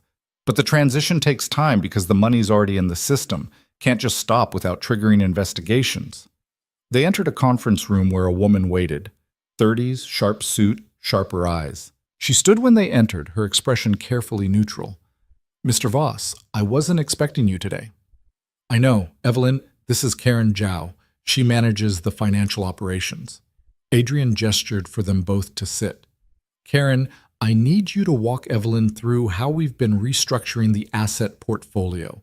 No jargon, no sanitization, just facts. Karen's eyes flicked to Evelyn, assessment and curiosity warring in her expression. Everything? Everything. What followed was 90 minutes of the most complicated criminal finance Evelyn had ever encountered.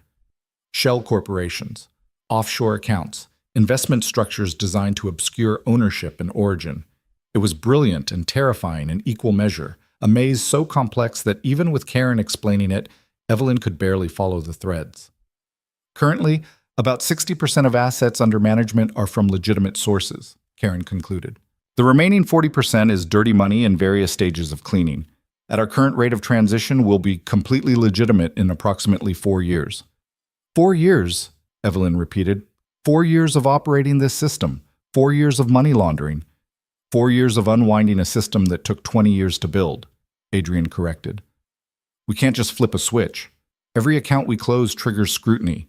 Every asset we divest creates questions. This has to be gradual, or it brings federal attention neither of us wants. Federal attention you deserve. Yes. No argument, no justification, just acknowledgement.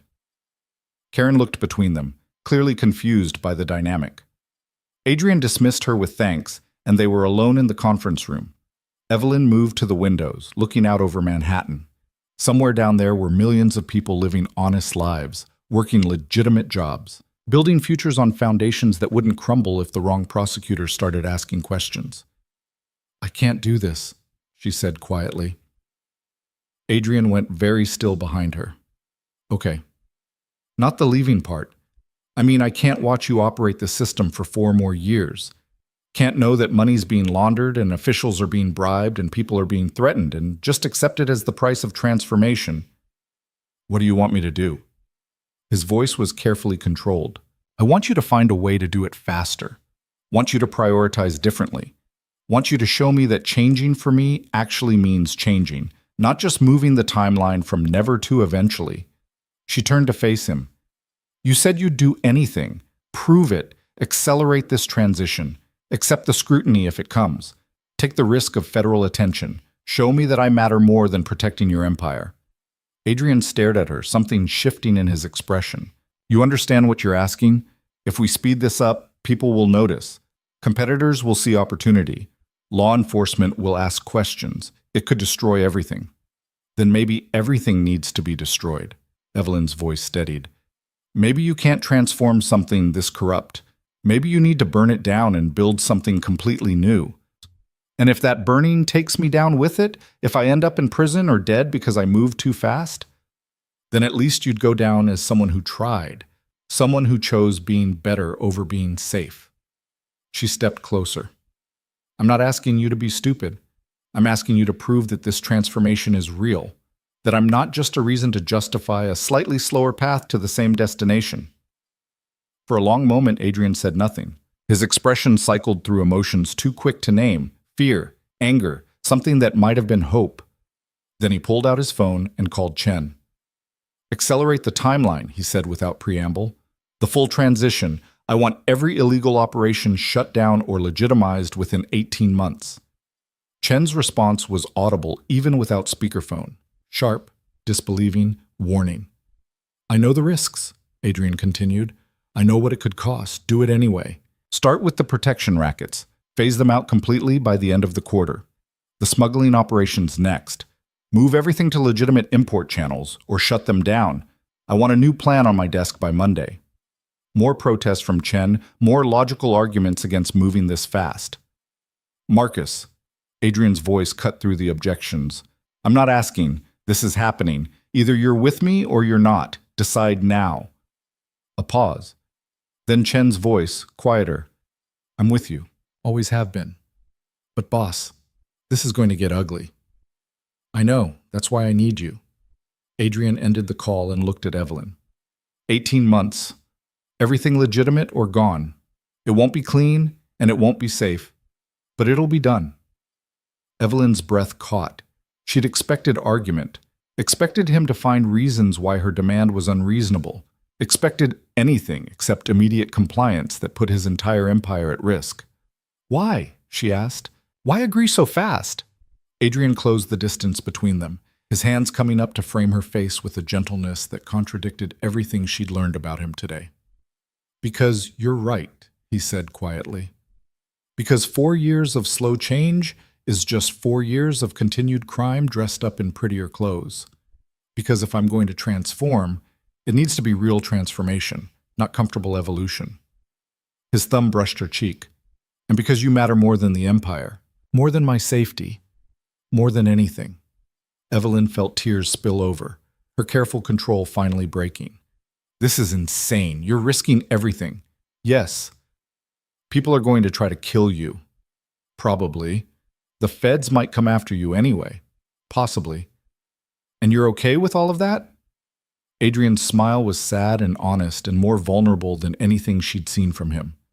I'm terrified, but I'm more terrified of losing you, of looking back in 20 years and realizing I had a chance at something real and chose safety instead. Evelyn kissed him. It wasn't planned, wasn't calculated, just a sudden overwhelming need to close the distance between them, to feel something real after a day of wading through corruption and violence and moral compromise. Adrian responded immediately, his arms coming around her, pulling her close with a desperation that matched her own. The kiss was nothing like the gentle forehead press he'd given her before. This was raw and hungry and edged with the knowledge that they were choosing each other despite every rational reason not to. When they finally broke apart, both breathing hard, Evelyn rested her forehead against his chest and laughed, the sound brittle and overwhelmed. We're going to destroy each other, she said. Probably, Adrian agreed, or save each other. Hard to tell which. Is there a difference? With us? I don't think so. They stood there in the conference room of a building dedicated to financial crime, holding each other while the city spread out beneath them, and Evelyn realized she'd made her choice. Not forever, not with certainty, but for today, for tomorrow, for however long this impossible thing lasted. She was staying. She was seeing Adrian Voss, all of him, the criminal and the man trying to be better. She was accepting the danger and the moral complexity and the terrifying possibility that love didn't have to be simple to be real. Take me home, she said quietly. I've seen enough for today. Adrian nodded, his arms tightening briefly before releasing her. The estate or your apartment? Evelyn considered. Her apartment was safety, familiar ground, the life she'd built before everything changed.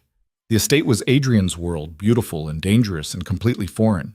The estate, she decided. If I'm doing this, I'm all in. Something fierce and possessive flashed in Adrian's eyes before he schooled his expression. Okay. They left the building, Chen waiting with the car. The drive back was quiet, both of them processing the seismic shifts of the day. Evelyn watched Manhattan give way to suburbs. Suburbs give way to wooded estates. Reality giving way to this strange new world she'd chosen. When they finally pulled up to the house, Adrian helped her out, his hand finding hers and holding on. They walked inside together, no longer boss and assistant, no longer criminal and victim, but something new and undefined and fragile as glass. Whatever came next, federal investigations or criminal retaliation or the slow, painful work of transformation, they would face it together. It was terrifying. It was possibly doomed. It was the most real thing Evelyn had ever felt. And for the first time in 3 years, she wasn't invisible. She was seen, chosen, valued in ways that had nothing to do with her productivity or perfectionism or ability to make herself small. She was Evelyn Carter, loved by a criminal who was willing to destroy his empire for her. And somehow, against all logic, that was exactly where she wanted to be. 6 months passed like a storm, violent, transformative, impossible to predict. Evelyn watched from the center of it as Adrian systematically dismantled an empire he'd spent 20 years building, and every day brought new proof that choosing love over safety had consequences neither of them could have anticipated. The first casualty came 3 weeks after Adrian accelerated the timeline. A lieutenant named Rodriguez, who'd run the protection operations in Brooklyn, decided the transition to legitimate security was an insult to everything they'd built. He tried to take his territory independent, recruiting other dissatisfied operators with promises of maintaining the old ways. Chen handled it with the brutal efficiency Adrian had warned about. Rodriguez disappeared, his recruits scattered. The message was clear, evolution or elimination, but there was no third option. Evelyn had been in Adrian's office when Chen delivered the report, his voice flat and professional as he described how the problem had been permanently resolved. She'd felt her stomach turn, felt the weight of complicity settle on her shoulders like concrete. "I'm sorry you had to hear that," Adrian had said after Chen left. "I asked for truth. This is truth." But her hands had shaken as she'd said it, and Adrian had seen. He'd pulled her close, holding her while she processed the reality that her demand for faster change had directly resulted in someone's death, that her insistence on transformation had put people in danger she'd never even met. "This is on me," Adrian had said quietly. "Not you. The choice was always mine." But Evelyn knew better. She'd pushed. She'd demanded. She bore responsibility for the acceleration that made violence inevitable. It was the first test of whether she could actually live in Adrian's world, whether intellectual understanding of what he was could survive the visceral reality of what that meant. She'd stayed. But something had changed, a hardness developing around her heart, a recognition that loving Adrian Voss meant accepting blood on both their hands. The federal attention came in month 4. An FBI agent named Sarah Martinez showed up at the office building, asking questions about financial irregularities, shell corporations, and the convenient deaths of several known criminals over the past months. Adrian had been expecting it, had prepared for it with the same strategic precision he brought to everything.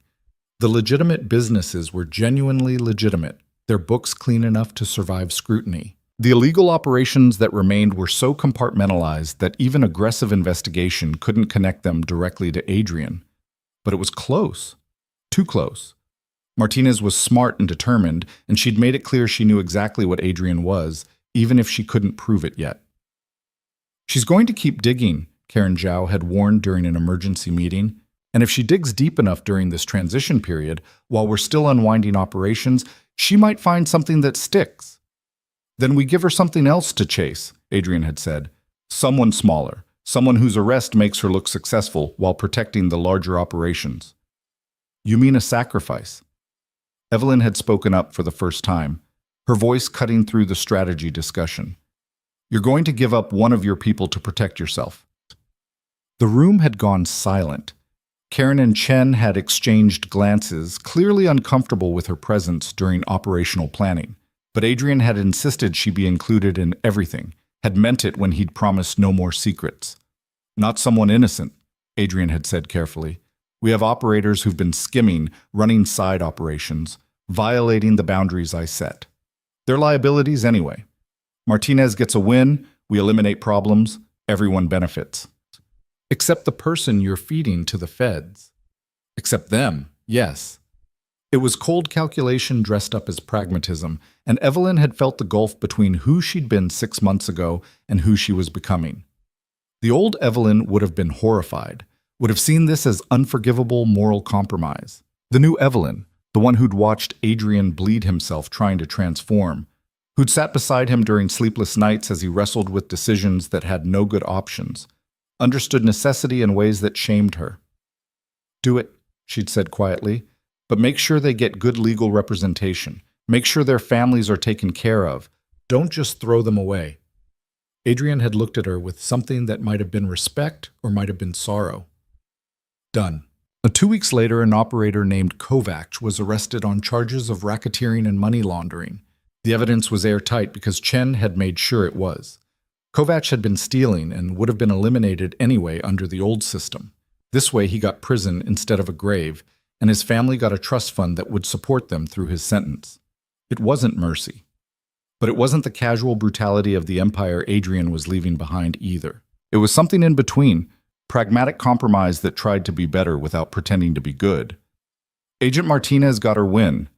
The investigation cooled, and Evelyn added another weight to the growing collection of moral compromises she carried. But the transformation continued. By month 6, the protection rackets were completely legitimate security operations. The smuggling had shifted to legal import channels, the profit margins smaller but sustainable. The money laundering was in its final stages, the last of the dirty money being cleaned and invested in businesses that would stand up to any scrutiny. It was working. Impossibly, despite the resistance and violence and federal attention, Adrian was actually doing it. Dismantling an empire and rebuilding it into something that wouldn't require constant criminality to maintain. The cost showed in his face, new lines around his eyes, gray threading through his dark hair, a weariness that suggested he was fighting battles Evelyn couldn't see. But he never wavered, never suggested slowing down or returning to the old ways, because he'd promised her.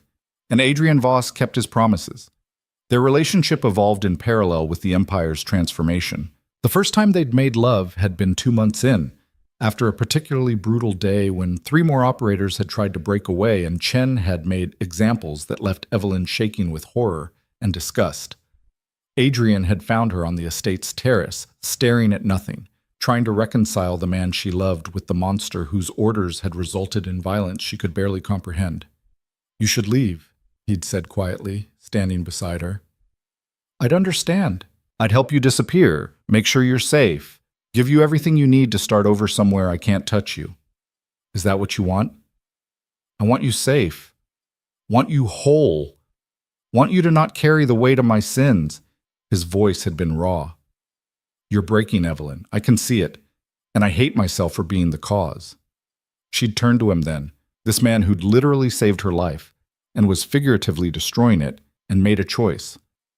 "I'm not leaving. I'm staying, and I'm choosing you with full knowledge of what that means." She'd taken his hand. "But I need something from you. Need to feel something besides horror and compromise. Need to remember why I'm doing this." "What do you need?" "You. All of you. Not the criminal or the strategist or the man trying to be better. Just you." He'd kissed her then, and it had been nothing like that first desperate kiss in the conference room. This had been slow and deliberate and edged with the kind of need that came from months of restraint. He'd carried her to his bedroom, not the guest room she'd been using, but his private space that smelled like him and held no pretense of distance. They'd made love with the kind of intensity that came from 2 people clinging to each other in a storm. And afterward, lying tangled together, Evelyn had finally cried. Not delicate tears, but ugly, choking sobs for everything she'd lost and everything she'd gained and the impossible price of transformation. Adrian had held her through it, his own control finally cracking as he'd whispered apologies and promises and confessions against her skin. "I love you," he'd said, "and I'm sorry that loving me costs you so much." "I love you too," she'd answered, "and I'm not sorry. I'm terrified and overwhelmed, and I don't know how to be this person I'm becoming, but I'm not sorry." After that night, the lines between them had blurred completely. Evelyn wasn't his assistant anymore, hadn't been since that New Year's Eve that felt like a lifetime ago. She was his partner, his conscience, the person who pushed him toward better, even when better was expensive and dangerous. She attended meetings with operators being transitioned out, watched as Adrian negotiated legitimate employment for people who'd known nothing but crime, saw him set up training programs and job placement services and support systems for families affected by the transformation. It wasn't redemption, but it was responsibility.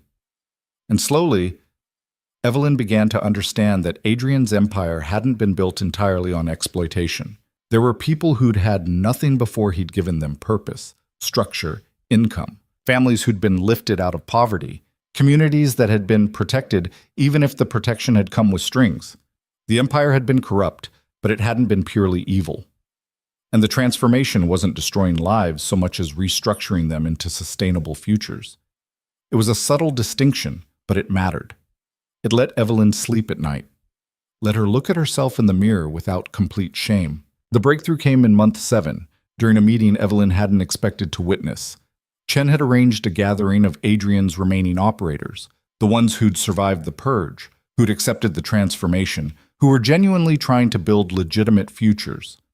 About 30 people in a warehouse that had once stored smuggled goods and now held equipment for a legitimate logistics company.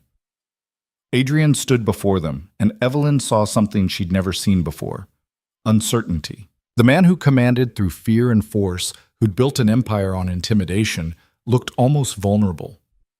"Most of you have worked for me for years," Adrian began. "Some of you for decades. You've made me rich. You've protected my interests.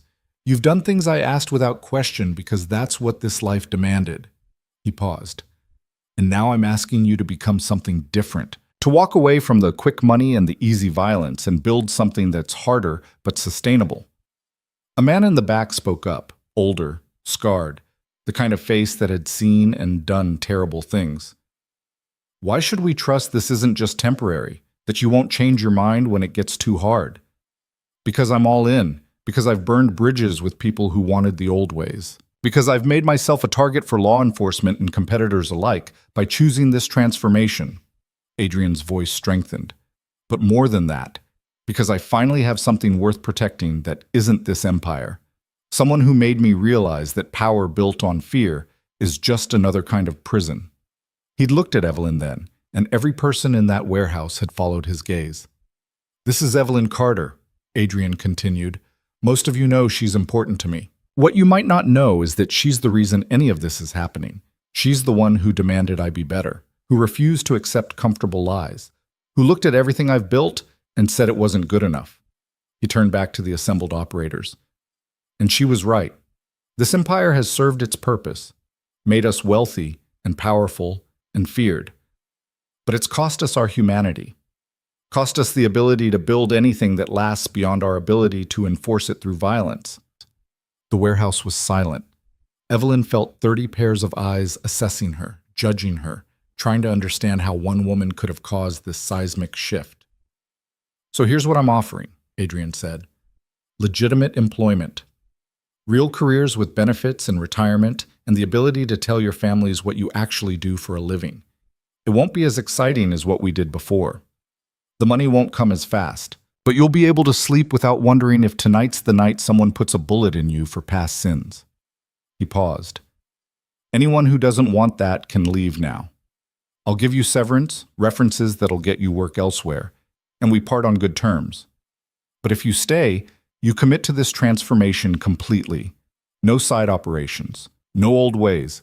We build something new together, or we don't build at all." No one moved.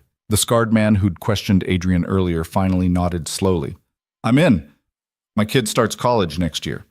Would be nice to actually attend her graduation without worrying about who might show up with a grudge." Others murmured agreement. One by one, the operators committed to the transformation, and Evelyn realized she was watching something historic: the voluntary dismantling of a criminal empire by the people who'd built it. After the meeting, Chen pulled Evelyn aside while Adrian spoke with individuals. "You know this is because of you, right?" Chen said quietly. "In 20 years, I've never seen him waver, never seen him second-guess, never seen him choose anything over the empire." He studied her with sharp eyes. "He'd burn it all down for you. Probably will, if that's what it takes to keep you. I don't want him to burn anything down. I just want him to be someone I can love without destroying myself." "Too late for that. You're already different from who you were. Chen's expression softened slightly. But different isn't always bad. You've made him better. That's worth something. Has it made you better? Evelyn asked.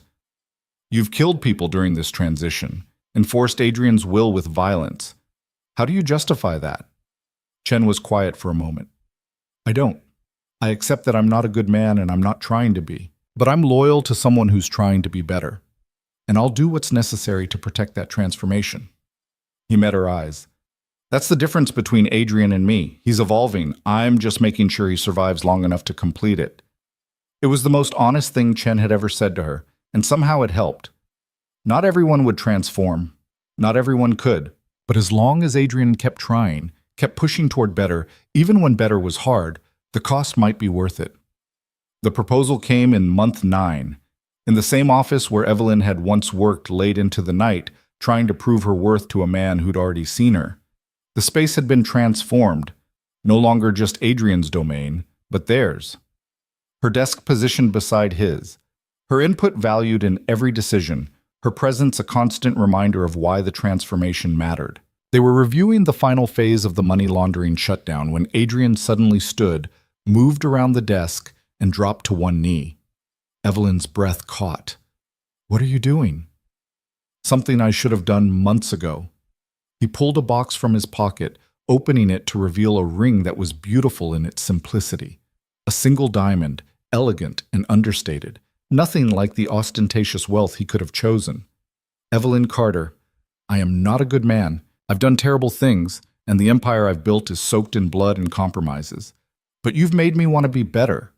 Made me believe that transformation is possible, even for someone like me. His voice roughened with emotion. I can't promise you safety. Can't guarantee that my past won't come back to haunt us. Can't even swear that I'll succeed in becoming someone truly worthy of you. But I can promise that I will never stop trying, that I will choose you over the empire, over safety, over everything, that loving you is the only thing I've ever done that feels completely right. Tears streamed down Evelyn's face. Adrian, I'm not asking you to marry the criminal I was. I'm asking you to marry the man I'm trying to become, to be my partner in building something real from the ruins of everything I've destroyed. He took a shaky breath. Marry me, Evelyn. Say you'll stand beside me while I finish tearing down this empire and building something worthy of the future we could have together. Evelyn looked at this man kneeling before her, powerful and vulnerable, ruthless and tender, everything contradictory and impossible and somehow exactly right. She thought about the woman she'd been on New Year's Eve, invisible and desperate, dying in the snow because she'd believed her worth was measured in sacrifices no one noticed. She thought about the woman she'd become, scarred and complicated and carrying moral weights that would never fully lift, but visible and valued, and chosen by someone who'd moved heaven and earth to prove she mattered. The choice wasn't between good and evil. It was between safety and significance, between the comfortable fiction of a normal life and the terrifying reality of loving someone whose transformation would be the work of years. Yes, she said. Yes, I'll marry you. Adrian's relief was physical, his whole body sagging as he slipped the ring onto her finger. Then he was standing, pulling her into his arms, kissing her with a desperation that suggested he genuinely feared she might say no. I love you, he whispered against her lips. I love you, and I swear I will spend the rest of my life earning this. I love you too, and I'm terrified and have no idea how this will work, but I love you. They held each other in the office where it had all started, and Evelyn felt something settle in her chest. Not peace. She didn't think she'd ever have complete peace again, but acceptance.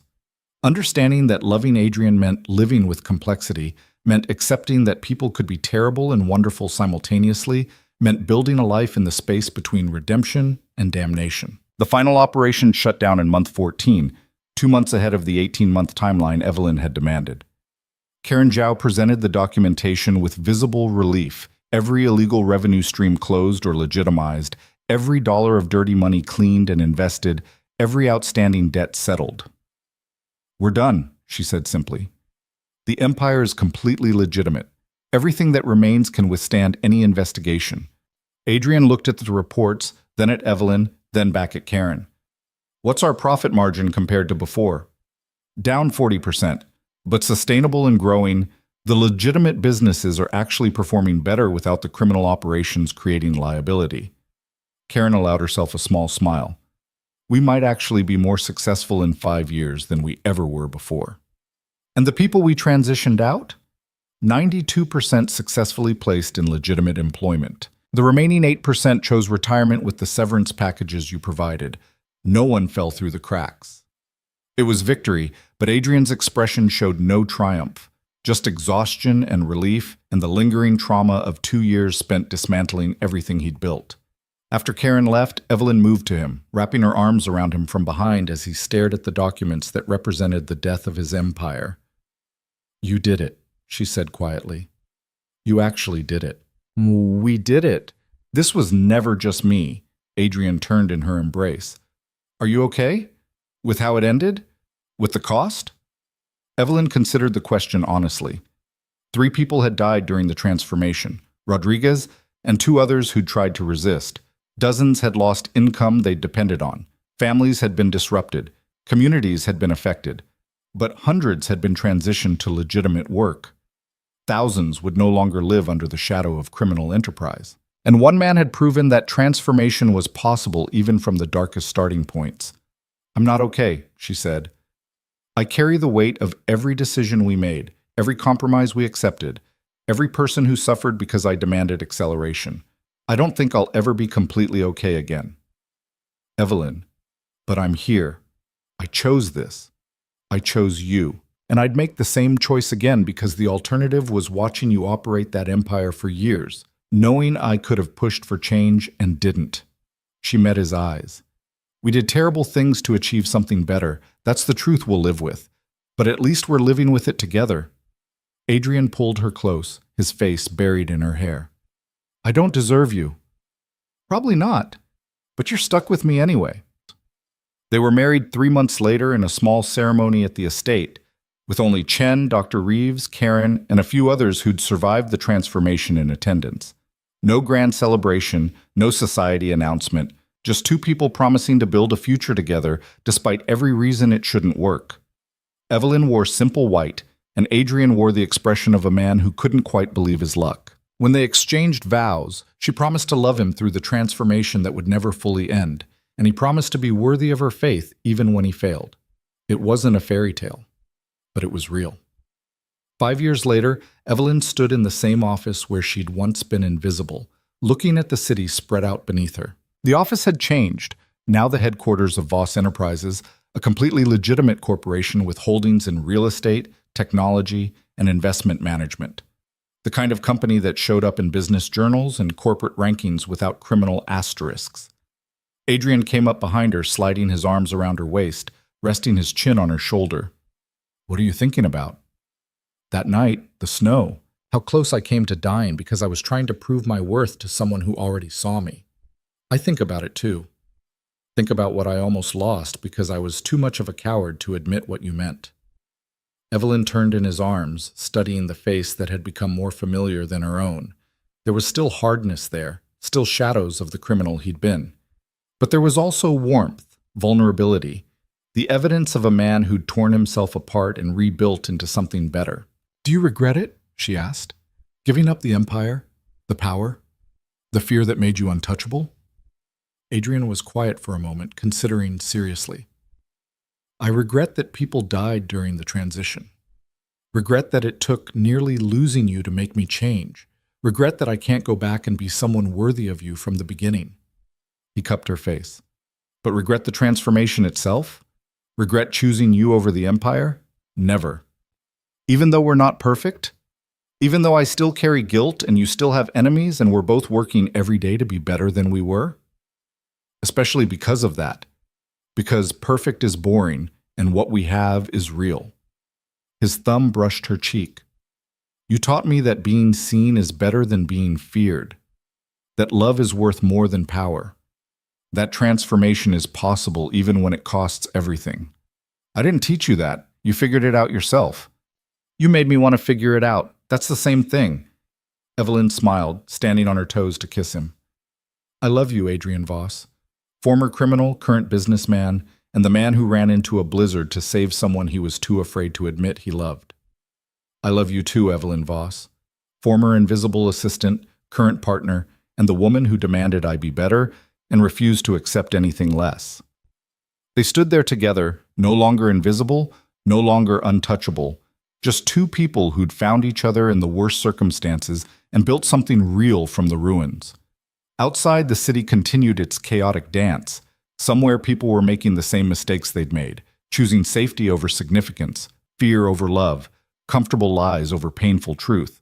But in this office, in this moment, Adrian and Evelyn had proven that transformation was possible, that love could survive moral complexity, that two broken people could choose each other and build something that wasn't perfect, but was honest.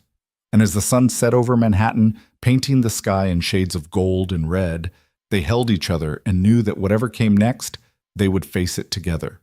Not because it was easy, not because it was guaranteed to work, but because they looked at each other with complete honesty. All the darkness and light, all the failure and hope, all the terrible and wonderful truth of who they were, and chosen love anyway. That was enough, more than enough. It was everything.